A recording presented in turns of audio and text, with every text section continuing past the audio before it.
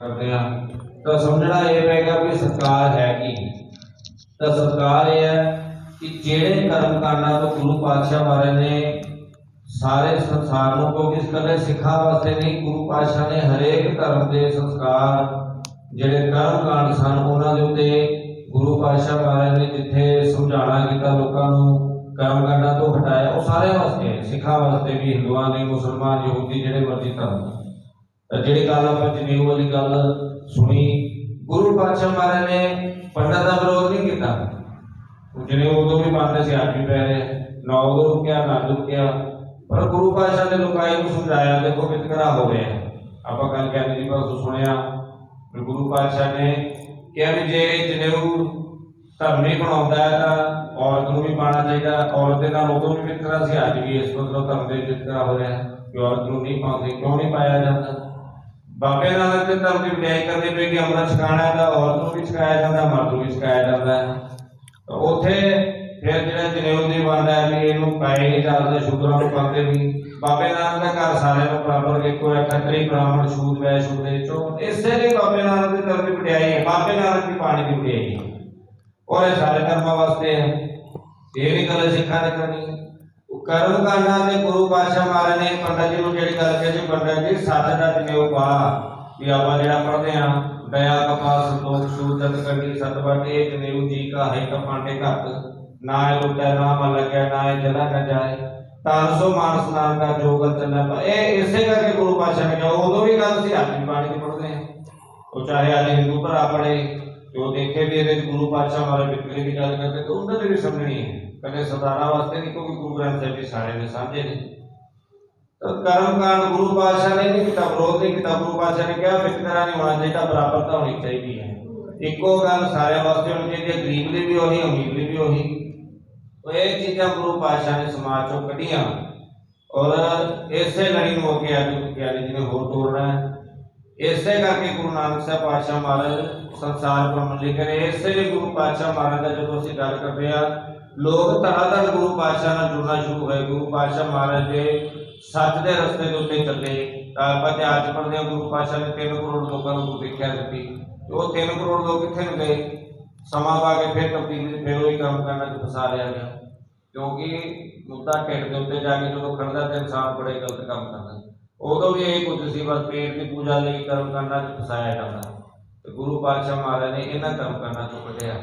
अज इतिहास के अगले पड़ाव के ज्ञानी जी साडी झोली की बन गए, आओ सारे उन्होंने पासों सर्व करिए। संगत बहुत घट आती है, पता नहीं किहड़े जिंदगी के ऐसे रजेवे हैं जिहड़े असीं अनमोल घड़ियां बुझा देते हैं। चलो वाहिगुरू कृपा करे उन्होंने संगत जिहड़े नहीं आ पा रहे, सतगुरु पातशाह महाराज रहमत भरे हाथ रखण, समा निकले तो असीं तो वजाउने भी नहीं, मेहनत करके कोई गुरबाणी की विचार होगी तो हार भरिया होना चाहिए है। चलो सतगुरु पातशाह जिन्होंने बड़े भागा वाली संगत जिन्होंने जो मेहनत करके तुरट के अपनी झोली में बिठा के गुरु की बातें सुनाने का मौका देते हैं। आओ एक जयकारे दे नाल असीस दिओ जी, बोले सो निहाल। धन धन साहिबे कमाल वालिए कुल आलम रहबर ए कायनात, दसहां पातशाहां दी जोत धन श्री गुरु ग्रंथ साहिब मालिक जी दी अपार किरपा दे सदका धन श्री गुरु नानक देव पातशाह जी दे प्रकाश दिहाड़े नूं समर्पित अज दूजे दिन दे रात्रि दे दीवाना दे अंदर आप संगत हाजरी भर रहे हो। कल आप जी ने सरवण किया कि गुरु नानक देव पातशाह जी जो विद्या की गल करते हैं तो मालिक ने सिर्फ इन्नी गल सानू समझाई है कि कली दुनियावी विद्या नहीं, जिथे दुनियावी विद्या जरूरी है उथे ही उस अकाल पुरख वाहिगुरु की विद्या भी बड़ी जरूरी है चंगा इंसान बनने वास्ते। दूजी गल आपने जनेऊ की की है जी, वीर जी ने आप जी को चंगी तरह दस दिता है कि जनेऊ का खंडन नहीं है, ਜਨੇਊ ਪਾਉਣ ਦੇ ਨੀਚੇ ਜਿਹੜਾ ਕਰਮਕਾਂਡ ਹੋ ਰਿਹਾ, ਵਿਤਕਰੇ ਹੋ ਰਿਹਾ, ਉਸ ਚੀਜ਼ ਦਾ ਖੰਡਨ ਹੈ। ਗੁਰੂ ਨਾਨਕ ਬਾਬਾ ਜੀ ਨੇ, ਤੁਸੀਂ ਦੇਖੋ, ਜਿੰਨੇ ਵੀ ਸਤਿਗੁਰੂ ਜੀ ਨੇ ਯਾਤਰਾਵਾਂ ਕੀਤੀਆਂ, ਮਾਲਕ ਨੇ ਕਿਸੇ ਵੀ ਗੱਲ ਨੂੰ ਕੱਟਿਆ ਨਹੀਂ ਹੈ। ਨਾ ਆਰਤੀ ਨੂੰ ਕੱਟਣ ਦੀ ਗੱਲ ਆਪਾਂ ਕਰਦੇ ਹਾਂ, ਜਦੋਂ ਆਪਾਂ ਡੀਪਲੀ ਬਹਿ ਕੇ ਸੋਚਾਂਗੇ, ਆਰਤੀ ਨੂੰ ਕੱਟਿਆ ਨਹੀਂ ਹੈ। ਉਹਨਾਂ ਨੇ ਕਿਹਾ ਆਰਤੀ ਦੀ ਰੂਪ ਰੇਖਾ ਚੇਂਜ ਕਰੋ। ਨਵਾਜ਼ਾਂ ਨੂੰ ਕੱਟਿਆ ਨਹੀਂ ਆ ਮਾਲਕ ਨੇ। ਸਤਿਗੁਰ ਕਹਿੰਦੇ ਕੱਬਾ ਤੁਹਾਡੇ ਵਾਸਤੇ ਸਨਮਾਨਯੋਗ ਹੈ, ਮੈਂ ਵੀ ਸਨਮਾਨ ਕਰਦਾ ਹਾਂ, ਪਰ ਥੋੜੀ ਜਿਹੀ ਨਵਾਜ਼ਾਂ ਦੀ ਰੂਪ ਰੇਖਾ ਚੇਂਜ ਕਰੋ। ਉਹ ਹਰ ਇੱਕ ਧਰਮ ਦੇ ਨਾਮ ਤੇ ਜੋ ਕਾਂਡ ਹੋ ਰਿਹਾ ਆ, ਕਰਮ ਕਾਂਡ ਹੋ ਰਿਹਾ ਆ, ਉਹ ਹਰ ਇੱਕ ਧਰਮ ਦਾ ਕੀਤਾ ਹੋਇਆ ਕਾਰਜ ਜ਼ੀਰੋ ਹੋ ਜਾਏਗਾ ਜੇ ਪਿੱਛੇ ਸੱਚ ਦਾ ਮਹੱਤਵ ਨਹੀਂ ਹੋਏਗਾ, ਕੁਝ ਸਿੱਖਣ ਦਾ ਮਹੱਤਵ ਨਹੀਂ ਹੋਏਗਾ। ਗੁਰੂ ਨਾਨਕ ਬਾਬਾ ਜੀ ਨੇ ਉਹਨਾਂ ਚੀਜ਼ਾਂ ਦਾ ਖੰਡਨ ਕੀਤਾ ਆ। ਸੋ ਅੱਜ ਦਾ ਇਤਿਹਾਸ ਆਪਾਂ ਸਰਵਣ ਕਰਨਾ ਜੀ। ਅਗਾਂਹ ਅੱਜ ਇੱਕ ਵਾਰੀ ਫਤਿਹ ਸਾਂਝੀ ਕਰ ਲਿਓ ਜੀ, ਪਿਆਰ ਤੇ ਸਤਿਕਾਰ ਨਾਲ ਆਖੋ ਜੀ, ਵਾਹਿਗੁਰੂ ਜੀ ਕਾ ਖਾਲਸਾ, ਵਾਹਿਗੁਰੂ ਜੀ ਕੀ ਫਤਿਹ। ਜਦੋਂ ਗੁਰੂ ਨਾਨਕ ਦੇਵ ਪਾਤਸ਼ਾਹ ਜੀ ਨੇ ਜਨੇਊ ਦੀ ਗੱਲ ਕੀਤੀ ਗਈ ਤੇ ਆਲੇ ਦੁਆਲੇ, ਕਿਉਂਕਿ ਬਹੁਤ ਲੋਕ ਇਕੱਠੇ ਸੀਗੇ, ਧਾਗੇ ਦੇ ਰੂਪ ਦੇ ਵਿੱਚ ਸਤਿਗੁਰੂ ਜਨੇਊ ਨਹੀਂ ਪਾਉਂਦੇ, ਗੁਣਾ ਰੂਪੀ ਸਤਿਗੁਰੂ ਜੀ ਜਨੇਊ ਧਾਰਨ ਕਰਦੇ ਆ। ਇਸ ਗੱਲ ਦਾ ਰੌਲਾ ਬਹੁਤ ਜ਼ਿਆਦਾ ਇਲਾਕੇ ਦੇ ਵਿੱਚ ਫੈਲ ਗਿਆ। ਆਏ ਹੋਏ ਪੰਡਤਾਂ ਨੇ ਆਪਣੀ ਤੋਹੀਨ ਮੰਨੀ ਕਿ ਸਾਡੀ ਤੋਹੀਨ ਹੋ ਗਈ ਹੈ। ਅੱਜ ਤੱਕ ਕਿਸੇ ਨੇ ਵੀ ਐਸੇ ਲਫ਼ਜ਼ ਨਹੀਂ ਵਰਤੇ ਸਨ, ਸਾਨੂੰ ਸਵਾਲ ਨਹੀਂ ਕੀਤੇ ਸੀਗੇ, ਪਰ ਸਾਨੂੰ ਅੱਜ ਸਵਾਲ ਖੜੇ ਹੋ ਗਏ। ਪੰਡਤਾਂ ਨੂੰ ਉੱਥੋਂ ਸਾਰਾ ਕੁਝ ਆਪਣਾ ਲਾਮ ਲਸ਼ਕਰ ਲੈ ਕੇ ਉੱਥੋਂ ਜਾਣਾ ਪੈ ਗਿਆ। ਸਾਰੇ ਜਿੰਨੇ ਉੱਥੇ ਪਹੁੰਚੇ ਹੋਏ ਪੰਡਤ ਸਨ, ਆਪਾਂ ਕਹਿ ਲਈਏ ਧਾਰਮਿਕ ਗੁਰੂ ਸਨ, ਉਹ ਸਾਰਿਆਂ ਨੂੰ ਗੁਰੂ ਨਾਨਕ ਦੇਵ ਪਾਤਸ਼ਾਹ ਜੀ ਦੇ ਅੱਗੇ ਝੁਕਣਾ ਪੈ ਗਿਆ ਕਿ ਨਹੀਂ ਭਾਈ, ਗੁਰੂ ਨਾਨਕ ਨਹੀਂ ਮੰਨਦਾ ਆ। ਹੁਣ ਜਦੋਂ ਕਿਸੇ ਦੀ ਦੁਕਾਨਦਾਰੀ ਤੇ ਸੱਟ ਵੱਜੇਗੀ ਨਾ ਜੀ, ਤੇ ਉਹ ਫਿਰ ਸਾਡਾ ਦੁਸ਼ਮਣ ਬਣੇਗਾ। ਇਹ ਹੋ ਸਕਦਾ ਕਿ ਉਹ ਸਰੀਰ ਕਰਕੇ ਕੋਈ ਵਾਰ ਨਾ ਕਰੇ, ਪਰ ਆਪਣੇ ਮਨ 'ਚ ਖਾਰ ਰੱਖੇਗਾ। ਜਦੋਂ ਉਹਦਾ ਦਾ ਲੱਗੇਗਾ, ਉਹ ਦਾ ਜ਼ਰੂਰ ਲਾਏਗਾ ਕਿ ਇਸ ਬੰਦੇ ਨੇ ਮੇਰੀ ਦੁਕਾਨਦਾਰੀ ਬੰਦ ਕਰਨ ਦੀ ਕੋਸ਼ਿਸ਼ ਕੀਤੀ ਹੈ। ਮਨ 'ਚ ਖਾਰ ਜ਼ਰੂਰ ਰੱਖੇਗਾ ਉਹ। ਹੁਣ ਜਦੋਂ ਪੰਡਤਾਂ ਦੇ ਮਨ ਵਿੱਚ ਇਹ ਹੈ ਕਿ ਗੁਰੂ ਨਾਨਕ ਦੇਵ ਪਾਤਸ਼ਾਹ ਜੀ ਕਦੇ ਪੰਡਤ ਪੜ੍ਹਾਉਣ ਲੱਗਦਾ ਆ, ਉਹਨੂੰ ਸਿੱਖਿਆ ਦੇਣ ਲੱਗ ਜਾਂਦਾ। ਅੱਜ ਜਨੇਊ ਪਾਉਣ ਦੀ ਗੱਲ ਆਈ, ਅੱਜ ਫੇਰ ਸਿੱਖਿਆ ਦਿੱਤੀ ਗਿਆ। ਜੇ ਇਹ ਬਾਲਕ ਇਦਾਂ ਹੀ ਕਰਦਾ ਰਿਹਾ, ਇੱਕ ਦਿਨ ਸਾਡੀ ਜਿਹੜੀ ਦੁਕਾਨਦਾਰੀ ਚੱਲਦੀ ਹੈ ਤੇ ਬੰਦ ਹੋ ਜਾਣੀ ਹੈ, ਔਖਾ ਹੋ ਜਾਏਗਾ। ਕਿੱਥੋਂ ਬੱਚੇ ਪਾਲਾਂਗੇ, ਕਿੱਥੋਂ ਆਪਣੇ ਢਿੱਡ ਭਰਾਂਗੇ? ਤੇ ਕੋਈ ਨਾ ਕੋਈ ਤਰੀਕਾ ਐਸਾ ਅਪਣਾਇਆ ਜਾਵੇ ਕਿ ਗੁਰੂ ਨਾਨਕ ਨੂੰ ਇੱਕ ਪਾਸੇ ਕੀਤਾ ਜਾਵੇ, ਚਾਹੇ ਇਹਨੂੰ ਕੋਈ ਜਾਨੀ ਨੁਕਸਾਨ ਕੀਤਾ ਜਾਵੇ, ਕੋਈ ਮਾਲੀ ਨੁਕਸਾਨ ਕੀਤਾ ਜਾਵੇ, ਪਰ ਗੁਰੂ ਨਾਨਕ ਨੂੰ ਇੱਕ ਪਾਸੇ ਕਰਨਾ ਪੈਣਾ ਹੈ। ਅਗਲੀ ਗੱਲ ਜੀ, ਰਾਏ ਭੋਜ ਦੀ ਤਲਵੰਡੀ ਦੇ ਅੰਦਰ ਰਾਏ ਬੁਲਾਰ ਨਾਮ ਦਾ ਆਦਮੀ, ਆਪਾਂ ਨੇ ਕੱਲ ਉਹਨਾਂ ਦਾ ਪੂਰਾ ਪਿਛੋਕੜ ਦੇਖਿਆ, ਗੁਰੂ ਨਾਨਕ ਦਾ ਮੁਰੀਦ ਹੈ। ਮੈਂ ਫੇਰ ਕਹਿਣਾ, ਗੁਰੂ ਨਾਨਕ ਦਾ ਮੁਰੀਦ ਜਾਂ ਗੁਰੂ ਨਾਨਕ ਦੇ ਚੇਲੇ ਦਾ ਅਰਥ ਹੁੰਦਾ ਗੁਰੂ ਨਾਨਕ ਬਾਬਾ ਜੀ ਦੇ ਗੁਣਾਂ ਨੂੰ ਦੇਖ ਕੇ ਲੋਕ ਉਹਨਾਂ ਤੋਂ ਪ੍ਰਭਾਵਿਤ ਸਨ। ਉਹਨਾਂ ਦੀ ਲਾਈਫ ਸਟਾਈਲ ਇੰਨਾ ਵਧੀਆ ਆ, ਜੀਵਨ ਜੀਣ ਦਾ ਤਰੀਕਾ ਇੰਨਾ ਵਧੀਆ, ਉਸ ਤਰੀਕੇ ਤੋਂ ਬੜੇ ਪ੍ਰਭਾਵਿਤ ਹੈ ਕਿ ਤੁਹਾਡਾ ਤਰੀਕਾ ਦੁਨੀਆ ਤੋਂ ਵੱਖਰਾ ਹੈ, ਤਾਂ ਅਸੀਂ ਤੁਹਾਡੇ ਮਗਰ ਲੱਗਣਾ ਹੈ। ਹੁਣ ਗੁਰੂ ਨਾਨਕ ਦੇਵ ਪਾਤਸ਼ਾਹ ਜੀ ਦਾ ਜੀਵਨ ਤਰੀਕਾ ਜਦੋਂ ਦੇਖਦਾ ਹੈ ਰਾਏ ਬੁਲਾਰ, ਤੇ ਉਹ ਬੜਾ ਪ੍ਰਭਾਵਿਤ ਹੁੰਦਾ ਆ। ਇਤਿਹਾਸ ਵਿੱਚ ਅਸੀਂ ਇਹ ਵੀ ਬੋਲ ਪੜ੍ਹਦੇ ਹਾਂ ਕਿ ਰਾਏ ਬੁਲਾਰ ਪੀਰ ਤੱਕ ਵੀ ਗੁਰੂ ਨਾਨਕ ਨੂੰ ਕਹਿੰਦਾ ਕਿ ਤੂੰ ਮੇਰਾ ਪੀਰ ਹੈ ਭਾਈ, ਉਮਰ 'ਚ ਬੜੇ ਛੋਟੇ ਨੇ। ਇਤਿਹਾਸ ਇਹ ਵੀ ਬੋਲ ਲਿਖਿਆ ਕਿ ਜਿੱਦਣ ਗੁਰੂ ਨਾਨਕ ਦੇਵ ਪਾਤਸ਼ਾਹ ਦਾ ਪ੍ਰਕਾਸ਼ ਹੁੰਦਾ ਹੈ, ਉਹਦੇ ਥੋੜੇ ਕੁ ਸਮੇਂ ਬਾਅਦ ਰਾਏ ਬੁਲਾਰ ਦੇ ਘਰ ਦੇ ਵਿੱਚ ਵੀ ਔਲਾਦ ਹੁੰਦੀ ਹੈ। ਕਈ ਸਾਲ ਉਹਦਾ ਔਲਾਦ ਨਹੀਂ ਸੀ ਰਾਏ ਬੁਲਾਰ ਦੇ ਘਰ। ਰਾਏ ਬੁਲਾਰ ਦੇ ਮਨ ਵਿੱਚ ਇਹ ਵੀ ਆ ਗਿਆ ਕਿ ਸ਼ਾਇਦ ਇਹ ਬੱਚੇ ਕਰਕੇ ਮੇਰੇ ਘਰ 'ਚ ਬੱਚਾ ਹੋਇਆ, ਉਹ ਇਸ ਕਰਕੇ ਵੀ ਗੁਰੂ ਨਾਨਕ ਨੂੰ ਸਨਮਾਨ ਦਿੰਦਾ ਸੀਗਾ। ਹੋਰ ਵੀ ਬੜੀਆਂ ਗੱਲਾਂ ਆ, 2-3 ਗੱਲਾਂ ਆਪਣੇ ਸੁਣੀਆਂ ਜੀ, ਸਿਰਫ ਥੋੜੀ ਥੋੜੀ ਮੈਂ ਟੱਚ ਕਰਕੇ ਅੰਗ ਲੱਗਾਂਗਾ ਕਿ ਇਤਿਹਾਸ ਬਹੁਤ ਵੱਡਾ ਪਿਆ ਸਾਡੇ ਕੋਲ। ਇੱਕ ਤਾਂ ਅਸੀਂ ਇਹ ਸਾਖੀ ਸੁਣੀ ਆ ਜੀ, ਤੁਸੀਂ ਫੋਟੋਆਂ ਵੀ ਦੇਖੀਆਂ ਆ ਕਿ ਗੁਰੂ ਨਾਨਕ ਦੇਵ ਪਾਤਸ਼ਾਹ ਜੀ ਮੱਝੀਆਂ ਚਾਰਨ ਜਾਂਦੇ ਆ ਜੀ। ਗੁਰੂ ਨਾਨਕ ਜਦੋਂ ਮੱਝੀਆਂ ਚਾਰਨ ਜਾਂਦੇ ਆ ਤੇ ਸਤਿਗੁਰ ਜੀ ਜਦੋਂ ਦਰਖਤ ਦੇ ਹੇਠਾਂ ਜਾ ਕੇ ਸੌਂਦੇ ਆ, ਤੇ ਦਰਖਤ ਦੀ ਛਾਂ ਜਦੋਂ ਸਤਿਗੁਰ ਜੀ ਤੋਂ ਪਿੱਛੇ ਹੋ ਗਈ ਸਮੇਂ ਦੇ ਹਿਸਾਬ ਦੇ ਨਾਲ, ਤੇ ਸਤਿਗੁਰ ਜੀ ਧੁੱਪਾਂ ਦੇ ਵਿੱਚ ਹੀ ਪਏ ਰਹਿੰਦੇ ਆ। ਇੰਨੇ ਨੂੰ ਇੱਕ ਸੱਪ ਆਉਂਦਾ ਤੇ ਸਤਿਗੁਰ ਜੀ ਨੂੰ ਆ ਕੇ ਸੱਪ ਛਾਂ ਕਰ ਦਿੰਦਾ ਆ, ਤੇ ਸਤਿਗੁਰ ਜੀ ਆਰਾਮ ਨਾਲ ਸੁੱਤੇ ਪਏ ਨੇ। ਇਹ ਸਾਖੀ ਆਪਨੇ ਸੁਣੀ ਹੈ।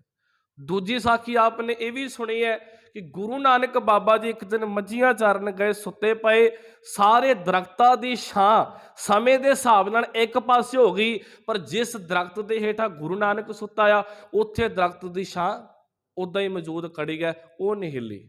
ਤੀਜੀ ਸਾਖੀ ਅਸੀਂ ਸੁਣੀ ਹੈ ਕਿ ਗੁਰੂ ਨਾਨਕ ਦੇਵ ਪਾਤਸ਼ਾਹ ਦੀ ਮੱਝਾਂ ਕਿਸੇ ਜ਼ਿਮੀਂਦਾਰ ਦੇ ਖੇਤ ਵਿੱਚ ਵੜ ਜਾਂਦੀਆਂ ਆ ਤੇ ਜਾ ਕੇ ਉਹਦੀ ਫਸਲ ਖਰਾਬ ਕਰ ਦਿੰਦੀਆਂ ਆ। ਫਿਰ ਉਹ ਜ਼ਿਮੀਂਦਾਰ ਪਿੱਟਦਾ ਆ, ਰੋਂਦਾ, ਜਾ ਕੇ ਰਾਏ ਬੁਲਾਰ ਕੋਲ ਸ਼ਿਕਾਇਤ ਕਰਦਾ ਆ। ਉਦੋਂ ਰਾਏ ਬੁਲਾਰਾ ਆਪਣੇ ਬੰਦੇ ਭੇਜਦਾ ਆ, ਉਹ ਫਸਲ ਉਦਾਂ ਹੀ ਹਰੀ ਭਰੀ ਹੁੰਦੀ ਹੈ ਜਿੱਦਾਂ ਪਹਿਲਾਂ ਸੀ, ਉਹਦੇ ਨਾਲੋਂ ਵੀ ਵਧੀਆ ਹੁੰਦੀ ਹੈ। ਹੁਣੇ ਆਪਾਂ 3 ਸਾਖੀਆਂ ਸੁਣੀਆਂ। ਜੇ ਸਾਨੂੰ ਗੁਰਬਾਣੀ ਦੀ ਕਸਵੱਟੀ ਦਾ ਪਤਾ ਹੋਏਗਾ ਫਿਰ ਅਸੀਂ 3 ਸਾਖੀਆਂ ਤੇ ਕਾਂਟਾ ਮਾਰ ਦੇਣਾ ਹੈ ਕਿ ਇਹ ਨਹੀਂ ਹੋ ਸਕਦਾ। ਪਰ ਜੇ ਨਹੀਂ ਪਤਾ ਆ, ਸ਼ਰਧਾ ਵਸ ਵਿੱਚ ਹੈ, ਫਿਰ 3 ਨੂੰ ਅਸੀਂ ਪ੍ਰਵਾਨ ਕਰ ਲੈਣਾ ਕਿ ਹੋ ਸਕਦਾ। ਮੈਂ ਇਹ ਵੀ ਨਹੀਂ ਕਹਿੰਦਾ ਕਿ ਨਹੀਂ ਹੋ ਸਕਦਾ, ਹੋ ਸਕਦਾ। ਗੁਰੂ ਨਾਨਕ ਬਹੁਤ ਵੱਡਾ ਰੱਬ ਹੈ, ਸਾਡੇ ਲਈ ਪੀਰ ਹੈ, ਗੁਰੂ ਹੈ ਸਾਡਾ। ਕੋਈ ਛੋਟੀ ਛੋਟੀਆਂ ਗੱਲਾਂ ਨੇ, ਇਹ 'ਚ ਬਹੁਤ ਵੱਡੀਆਂ ਗੱਲਾਂ ਨਹੀਂ ਹੈਗੀਆਂ, ਹੋ ਸਕਦਾ। ਪਰ ਗੁਰੂ ਨਾਨਕ ਦੀ ਵਡਿਆਈ ਇਹਨਾਂ ਛੋਟੀਆਂ ਛੋਟੀਆਂ ਗੱਲਾਂ ਕਰਕੇ ਨਾ ਕਰੋ। ਮਰੇ ਹੋਏ ਨੂੰ, ਵਿਦਵਾਨ ਸਾਹਿਬ ਲਿਖਦੇ, ਕਹਿੰਦੇ ਮਰੇ ਹੋਏ ਨੂੰ ਜਿਉਂਦਾ ਕਰਨਾ ਵੱਡੀ ਗੱਲ ਨਹੀਂ ਹੈ। ਮਰੇ ਹੋਏ ਨੂੰ ਜਿਉਂਦਾ ਕਰਨਾ ਕੋਈ ਵੱਡੀ ਗੱਲ ਨਹੀਂ, ਪਰ ਮਰੀਆਂ ਜ਼ਮੀਰਾਂ ਨੂੰ ਜਿਉਂਦਾ ਕਰਨਾ ਇਹ ਬਹੁਤ ਵੱਡੀ ਗੱਲ ਹੈ। ਬੰਦਾ ਮਰ ਜਾਵੇ ਉਹਨੂੰ ਜਾਦੂ ਟੂਣੇ ਨਾਲ ਜਿਉਂਦਾ ਕਰ ਸਕਦੇ ਆ ਲੋਕ, ਪਰ ਮਰੀਆਂ ਹੋਈਆਂ ਜ਼ਮੀਰਾਂ ਨੂੰ ਜਿਉਂਦਾ ਕਰਨਾ ਇਹ ਕਿਸੇ ਮਰਦ ਦਾ ਕੰਮ ਹੈ, ਤੇ ਜਿਹੜਾ ਕੰਮ ਗੁਰੂ ਨਾਨਕ ਨੇ ਕੀਤਾ। ਹੁਣ ਇਹਦੇ ਵਿੱਚੋਂ ਛੋਟੀ ਛੋਟੀ ਸਿੱਖੀਆਂ ਸੀਗੀਆਂ ਜੀ, ਜਿਹੜੀਆਂ ਆਪਾਂ ਸਿੱਖੀਆਂ ਲੈਣੀਆਂ ਸੀਗੀਆਂ। ਜਿੰਨੀ ਕੁ ਸੋਝੀ ਸਤਿਗੁਰ ਨੇ ਬਖਸ਼ੀ, ਜਦੋਂ ਉਹਨੂੰ ਬੈਠ ਕੇ ਪੜਚੋਲੋਗੇ, ਬੈਠੋਗੇ, ਕੁਝ ਇਤਿਹਾਸ ਨੂੰ ਆਪ ਵਿੱਚ ਵੜ ਕੇ ਵੀ ਹੰਡਾਉਣਾ ਪੈਂਦਾ ਕਿ ਇਦਾਂ ਹੋ ਸਕਦਾ ਹੈ, ਇਹਦਾ ਰਿਜ਼ਲਟ ਹੀ ਨਿਕਲ ਸਕਦਾ, ਇਹਦੀ ਸਿੱਖਿਆ ਇਹ ਹੋ ਸਕਦੀ ਹੈ। ਪਿਆਸੇ ਕਾਂ ਵਾਲੀ ਅਸੀਂ ਗੱਲ ਕਿੰਨਾ ਟਾਈਮ ਸੁਣੀ ਹੈ ਜੀ, ਕਿ ਪਿਆਸਾ ਕਾਂ ਜਾਂ ਲਾਲਚੀ ਕੁੱਤੇ ਵਾਲੀ ਗੱਲ ਅਸੀਂ ਛੋਟੇ ਛੋਟੇ ਹੁੰਦੇ ਪੜ੍ਹੀ ਹੈ। ਉਹ ਹੁੰਦਾ ਸੀ ਜਾਂ ਨਹੀਂ ਹੁੰਦਾ ਸੀਗਾ ਤੇ ਅਸੀਂ ਮੰਨਦੇ ਸੀਗੇ, ਪਰ ਲਾਸਟ ਵਿੱਚ ਕੀ ਸੀਗਾ ਜੀ, ਜਦੋਂ ਅਸੀਂ ਪਿਆਸੇ ਕਾਂ ਵਾਲੀ ਸਿੱਖਿਆ ਸੀਗੀ, ਜਹਾਂ ਚਾਹ ਵਹਾਂ ਸਿੱਖਿਆ ਮਿਲ ਗਈ। ਦੂਜੀ ਗੱਲ, ਜਦੋਂ ਆਪਾਂ ਲਾਲਚੀ ਕੁੱਤੇ ਵਾਲੇ ਦੇਖਦੇ, ਸਿੱਖਿਆ ਕੀ ਹੈ ਜੀ, ਲਾਲਚ ਬੁਰੀ ਬਲਾ ਹੈ। ਸਿੱਖਿਆ ਨੂੰ ਗ੍ਰਹਿਣ ਕਰਨਾ ਸੀਗਾ। ਹੁਣ ਇੱਥੇ ਨਾ ਅਸੀਂ ਉਲਝ ਜਾਈਏ ਕਿ ਸਾਖੀ ਹੋਈ ਹੈ ਨਹੀਂ ਹੋਈ, ਉਹ ਜੰਗਲ ਕਿਹੜਾ ਸੀਗਾ, ਉਹ ਘੜੇ ਦਾ ਰੰਗ ਕਿਹੜਾ ਸੀਗਾ, ਉਹ ਕੌਂ ਕਿਹੜਾ ਸੀਗਾ, ਉਦੋਂ ਇੱਥੇ ਉਲਝ ਜਾਵਾਂਗੇ ਵੀ ਸਿੱਖਿਆ ਨਹੀਂ ਲੈ ਸਕਦੇ। ਉਹ ਕੁੱਤਾ ਕਿਹੜਾ ਸੀਗਾ, ਉਹਨੇ ਕਿਹੜੀ ਹੱਡੀ ਚੁੱਕੀ ਸੀ, ਕਿਹੜੀ ਨਦੀ ਵਿੱਚ ਜਾ ਕੇ ਉਹਨੇ ਆਪਣਾ ਮੂੰਹ ਦੇਖਿਆ, ਜਦੋਂ ਇੱਦਾਂ ਉਲਝ ਜਾਓਗੇ ਫਿਰ ਸਿੱਖਿਆ ਤੱਕ ਨਹੀਂ ਪਹੁੰਚਾਂਗੇ। ਅਸੀਂ ਵਿੱਚ ਸਿੱਖਿਆ ਲੈਣੀ ਹੈ, ਕਿਉਂਕਿ ਸਿੱਖਿਆ ਨੇ ਸਾਡੇ ਜੀਵਨ ਦੇ ਵਿੱਚ ਬਦਲਾਵ ਲੈ ਕੇ ਆਉਣਾ ਹੈ। ਪਹਿਲੀ ਗੱਲ, ਜਦੋਂ ਸੱਪ ਦੀ ਤੁਸੀਂ ਗੱਲ ਕਰੋਗੇ, ਗੁਰਬਾਣੀ ਵਿੱਚ ਬਹੁਤ ਥਾਵਾਂ ਤੇ ਸੱਪ ਨੂੰ ਜਦੋਂ ਪ੍ਰਤੀਕ ਵਜੋਂ ਵਰਤਿਆ ਗਿਆ, ਉਹ ਮਾਇਆ ਦੇ ਪ੍ਰਤੀਕ ਵਜੋਂ ਵਰਤਿਆ ਗਿਆ। ਜਦੋਂ ਅਸੀਂ ਪੜ੍ਹਦੇ ਹਾਂ ਕਿ ਬਿਨ ਸਿਮਰਨ ਜੋ ਜੀਵਨ ਬਲਣਾ ਸਰਪ ਜੈਸੇ ਅਰਜ਼ਾਰੀ, ਅਸੀਂ ਇਹ ਸ਼ਬਦ ਪੜ੍ਹਦੇ ਹਾਂ। ਜੇ ਅਸੀਂ ਪੜ੍ਹਦੇ ਹਾਂ ਕਿ ਅੰਤ ਕਾਲ ਜੋ ਲక్ష్ਮੀ ਸਿਮਰੈ ਐਸੀ ਚਿੰਤਾ ਮੈਂ ਜੋ ਮਰੇ ਸਰਪ ਜੋਨ। ਸਰਪ ਦਾ ਅਰਥ ਕੀ ਹੈ ਜੀ, ਉੱਥੇ ਸੱਪ ਹੈ। ਕਹਿੰਦੇ ਉਹ ਬੰਦਾ ਸੱਪ ਦੀ ਜੋਨ ਮਰਦਾ ਆ ਜਾਂ ਸੱਪ ਦੀ ਜੋਨ ਭੋਗਦਾ ਆ, ਜਿਹੜਾ ਬੰਦਾ ਹਰ ਵੇਲੇ ਮਾਇਆ ਮਾਇਆ ਮਾਇਆ ਮਾਇਆ ਪੈਸਾ ਪੈਸਾ ਕਰਦਾ। ਹੁਣ ਦੇਖਣ ਨੂੰ ਬੰਦਾ, ਪਰ ਸਤਿਗੁਰੂ ਕਹਿੰਦੇ ਸੱਪ ਲੱਗਦਾ। ਜ਼ਿੰਦਗੀ ਬੰਦਿਆਂ ਵਾਲੀ ਬਤੀਤ ਕਰਦਾ, ਪਰ ਸਤਿਗੁਰੂ ਕਹਿੰਦੇ ਜਿਵੇਂ ਸੱਪ ਆਪਣੀ ਆਰਜ਼ਾ ਭੋਗਦਾ, ਬੰਦਾ ਸੱਪ ਦੀ ਆਰਜ਼ਾ ਭੋਗਦਾ। ਹੁਣ ਉੱਥੇ ਪ੍ਰਤੀਕ ਹੈ ਇੱਕ। ਇਸੇ ਤਰ੍ਹਾਂ ਇਹ ਸਾਖੀ ਦੇ ਵਿੱਚ ਇੱਕ ਪ੍ਰਤੀਕ ਵਰਤਿਆ ਹੋਇਆ ਹੈ ਕਿ ਸਾਰਿਆਂ ਤੇ ਮਾਇਆ ਦਾ ਪ੍ਰਭਾਵ ਪੈ ਸਕਦਾ ਆ, ਪਰ ਗੁਰੂ ਇੱਕ ਐਸੀ ਸ਼ਖਸੀਅਤ ਹੈ ਜਿਹਦੇ ਪਰ ਮਾਇਆ ਦਾ ਕੋਈ ਪ੍ਰਭਾਵ ਨਹੀਂ ਹੈ। ਸਿਰਫ ਫੋਟੋ ਤਿਆਰ ਕਰਨ ਵਾਲੇ ਨੇ ਫੋਟੋ ਦਿੱਤੀ, ਉਹ 'ਚ ਸਿੱਖਿਆ ਆਪ ਲੈਣੀ ਹੈ। ਮਾਇਆ ਦਾ ਪ੍ਰਭਾਵ ਦੁਨੀਆ ਤੇ ਹੈ, ਪਰ ਗੁਰੂ ਤੇ ਮਾਇਆ ਦਾ ਕੋਈ ਪ੍ਰਭਾਵ ਨਹੀਂ ਹੈ। ਸੱਪ ਇਸ ਗੱਲ ਦਾ ਪ੍ਰਤੀਕ ਹੈ। ਸਾਨੂੰ ਇਹ ਸਿੱਖਿਆ ਮਿਲਦੀ ਹੈ ਕਿ ਗੁਰੂ ਸਾਡਾ ਮਾਇਆ ਦੇ ਪ੍ਰਭਾਵ ਵਿੱਚ ਨਹੀਂ ਹੈ, ਫਿਰ ਗੁਰੂ ਦਾ ਸਿੱਖ ਵੀ ਮਾਇਆ ਦੇ ਪ੍ਰਭਾਵ ਵਿੱਚ, ਬੋਲੋ ਜੀ, ਨਹੀਂ ਹੋਣਾ ਚਾਹੀਦਾ। ਮਾਇਆ ਮਮਤਾ ਮੋਹਣੀ ਜਿਨ ਬਿਨ ਦੰਤਾ ਜਗ ਖਾਇਆ। ਦੁਨੀਆ ਤੋਂ ਉਹਨੇ ਖਾ ਲਈ ਹੈ, ਪਰ ਮਨਮੁਖ ਖਾਦੇ ਗੁਰਮੁਖ ਉਭਰੇ। ਜਿਨ੍ਹਾਂ ਨੇ ਗੁਰੂ ਵੱਲ ਮੁਖ ਕਰ ਲਿਆ, ਗੁਰੂ ਦੀ ਸਿੱਖਿਆ ਨੂੰ ਆਪਣੇ ਅੰਦਰ ਧਾਰਨ ਕਰ ਲਿਆ, ਉਹਨਾਂ ਤੇ ਮਾਇਆ ਦਾ ਪ੍ਰਭਾਵ ਨਹੀਂ। ਗੁਰੂ ਨਾਨਕ ਦੀ ਸੱਪ ਵਾਲੀ ਸਾਖੀ ਸਾਨੂੰ ਇਹ ਗੱਲ ਸਮਝਾਉਂਦੀ ਹੈ ਕਿ ਗੁਰੂ ਦੇ ਉੱਤੇ ਸੱਪ ਵਰਗੀ ਮਾਇਆ ਦਾ ਕੋਈ ਪ੍ਰਭਾਵ ਨਹੀਂ। ਜੇ ਗੁਰੂ ਦੇ ਉੱਤੇ ਮਾਇਆ ਦਾ ਕੋਈ ਪ੍ਰਭਾਵ ਨਹੀਂ, ਪਰ ਸਿੱਖਾ ਤੂੰ ਵੀ ਆਪਣੇ ਗੁਰੂ ਵਰਗਾ ਬਣ, ਤੇਰੇ ਉੱਤੇ ਵੀ ਮਾਇਆ ਦਾ ਪ੍ਰਭਾਵ ਨਹੀਂ ਪੈਣਾ ਚਾਹੀਦਾ। ਅਗਲੀ ਗੱਲ, ਦਰਖਤ ਤੇ ਆ ਜਾਓ। ਦਰਖਤ ਬਾਕੀ ਛਾਵਾਂ ਇੱਧਰ ਹੋ ਗਈਆਂ ਤੇ ਇੱਕ ਛਾਂ ਨਹੀਂ ਦੂਰ ਹੋਈ। ਮੈਂ ਕਹਿੰਦਾ ਕੋਈ, ਫਿਰ ਮੈਂ ਕਹਿੰਦਾ ਜੀ ਮੈਂ ਸ਼ੱਕ ਨਹੀਂ ਕਰਦਾ ਗੁਰੂ ਦੀ ਕਰਾਮਾਤ ਤੇ ਜਾਂ ਗੁਰੂ ਦੀ ਤਾਕਤ ਤੇ, ਹੋ ਸਕਦਾ ਕੋਈ ਵੱਡੀ ਗੱਲ ਨਹੀਂ ਹੈ, ਪਰ ਇੱਥੇ ਪ੍ਰਤੀਕ ਕੀ ਸੀਗਾ? ਛਾਂ ਹੈ ਠੰਡਕ ਦਾ ਪ੍ਰਤੀਕ, ਠੰਡ ਦਾ ਪ੍ਰਤੀਕ। ਆਲੇ ਦੁਆਲੇ ਤਪਸ ਹੈ, ਜਿੱਥੇ ਸਾਨੂੰ ਛਾਂ ਮਿਲਦੀ ਹੈ ਬੰਦਾ ਉੱਥੇ ਬਹਿ ਜਾਂਦਾ ਹੈ। ਇੱਥੇ ਫੋਟੋ ਬਣਾਉਣ ਵਾਲੇ ਨੇ, ਸਾਖੀ ਘੜਨ ਵਾਲੇ ਨੇ ਇਹ ਗੱਲ ਸਿੱਧ ਕਰ ਦਿੱਤੀ ਹੈ ਕਿ ਗੁਰੂ ਸ਼ਾਂਤੀ ਦਾ ਪ੍ਰਤੀਕ ਹੈ, ਗੁਰੂ ਠੰਡਕ ਦਾ ਪ੍ਰਤੀਕ ਹੈ। ਗੁਰਦਾਤਾ, ਗੁਰ ਹਿਵੈ ਘਰ, ਗੁਰ ਦੀਪਕ ਤਹਿ ਲੋਏ। ਹਿਵੇ ਘਰ ਦਾ ਅਰਥ ਹੁੰਦਾ ਬਰਫ਼ ਦਾ ਘਰ। ਗੁਰੂ ਬਰਫ਼ ਦੇ ਘਰ ਜਿੰਨਾ ਠੰਡਾ ਆ।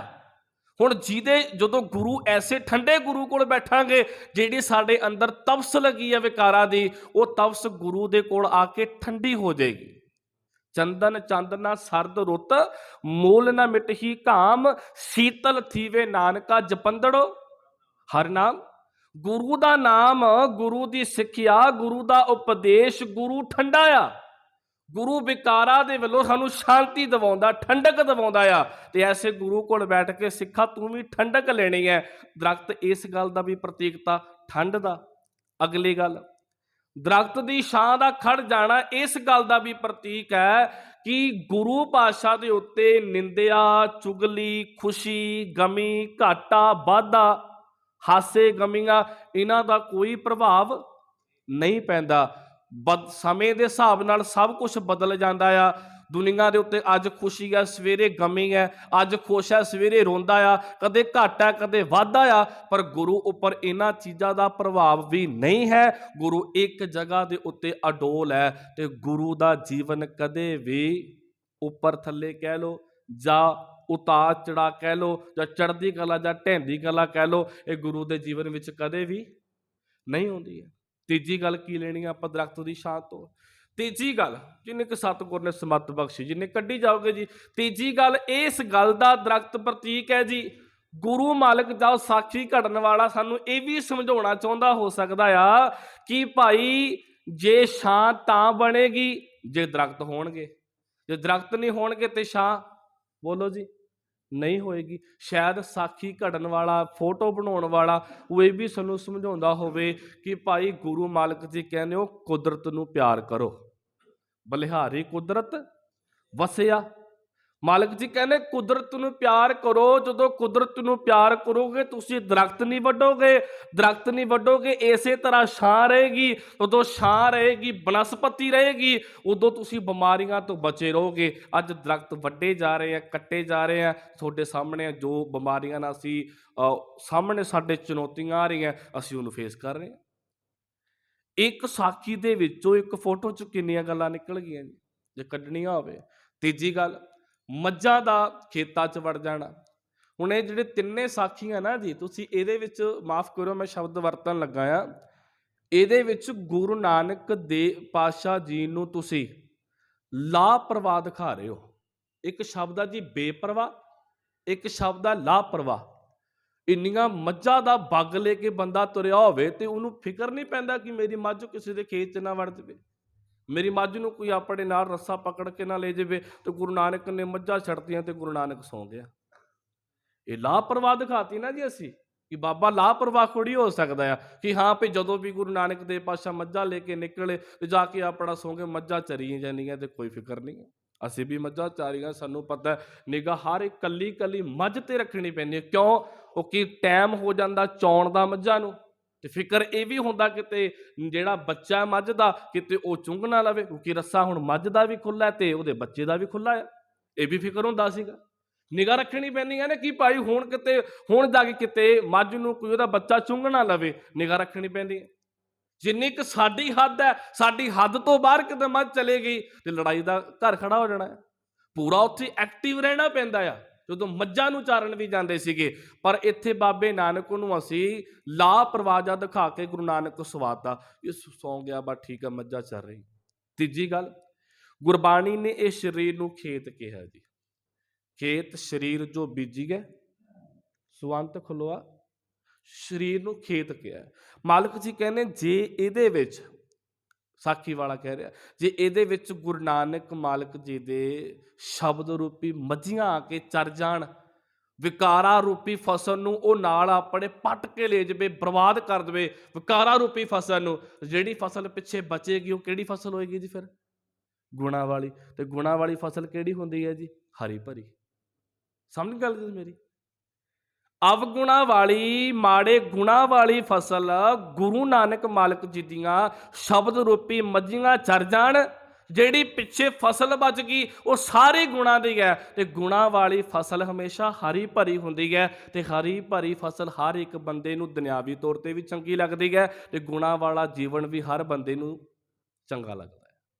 ਆਹ 3 ਸਾਖੀਆਂ ਦਾ ਆਹ ਨਿਚੋੜ ਸੀਗਾ।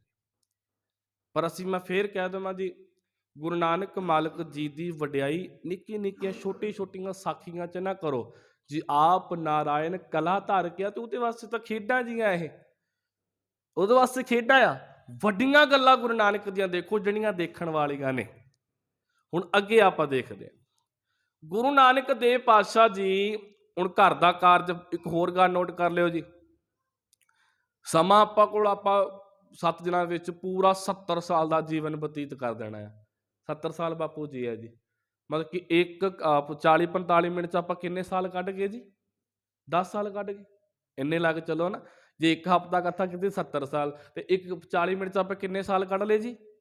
10 ਸਾਲ। ਹੁਣ 10 ਸਾਲ ਨੂੰ 40 ਮਿੰਟ 'ਚ ਕਿੱਦਾਂ ਆਪਾਂ ਜੋੜ ਸਕਦੇ ਹਾਂ? ਕੁਝ ਛੱਡਣਾ ਪੈਂਦਾ, ਕੁਝ ਨਾਲ ਦੇਣਾ ਪੈਂਦਾ ਆ। ਹੁਣ ਸਮਝੋ ਜੀ ਇਸ ਗੱਲ ਨੂੰ, ਜਿਹੜੀ ਗੱਲ ਕਰਨ ਲੱਗਿਆ ਅਗਲੀ। ਗੁਰੂ ਨਾਨਕ ਦੇਵ ਪਾਤਸ਼ਾਹ ਦਾ ਜਦੋਂ ਸਾਰਾ ਇਹ ਕੰਮ ਸਤਿਗੁਰੂ ਜੀ ਕਰਦੇ ਆ, ਮੱਝਾਂ ਚਰਾ ਰਹੇ ਨੇ, ਜੋ ਸਾਰਾ ਕੁਝ ਹੋ ਰਿਹਾ ਆ ਸਤਿਗੁਰੂ ਦੇਖ ਰਹੇ ਕਰਦੇ ਆ।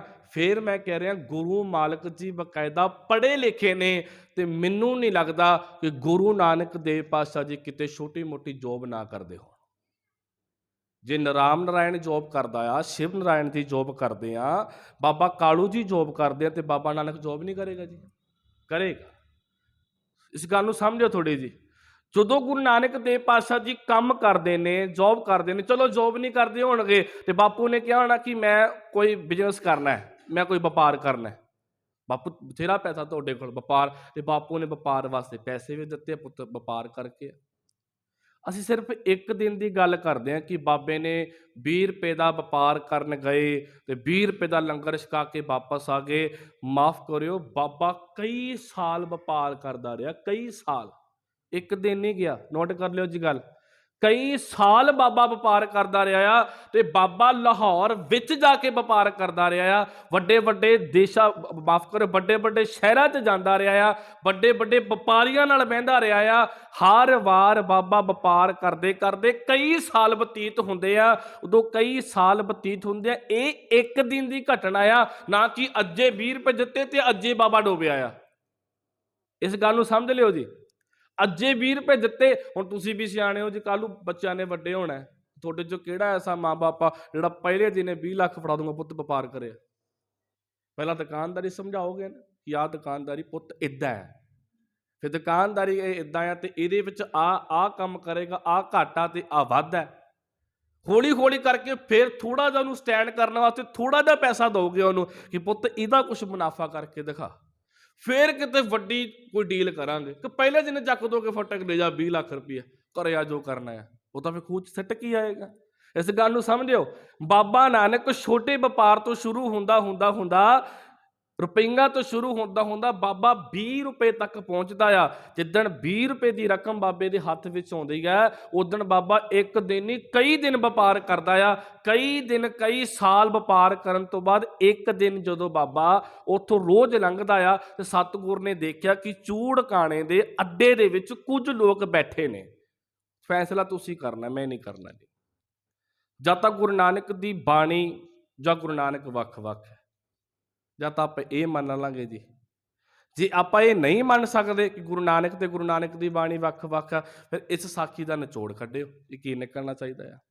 ਜਦੋਂ ਉਹ ਬੰਦੇ ਉੱਥੇ ਬੈਠੇ ਆ, ਬਾਬੇ ਨੇ ਦੇਖਿਆ, ਰੋਂਦੇ ਨੇ, ਕਰਲਾਉਂਦੇ ਨੇ, ਵਿੱਚ ਧੀਆਂ ਭੈਣਾਂ ਨੇ, ਵਿੱਚ ਬਜ਼ੁਰਗ ਨੇ, ਤੇ ਬਾਬੇ ਨਾਨਕ ਨੇ ਭਾਈ ਮਰਦਾਨੇ ਨੂੰ ਪੁੱਛਿਆ ਕਿ ਇਹ ਕੌਣ ਨੇ?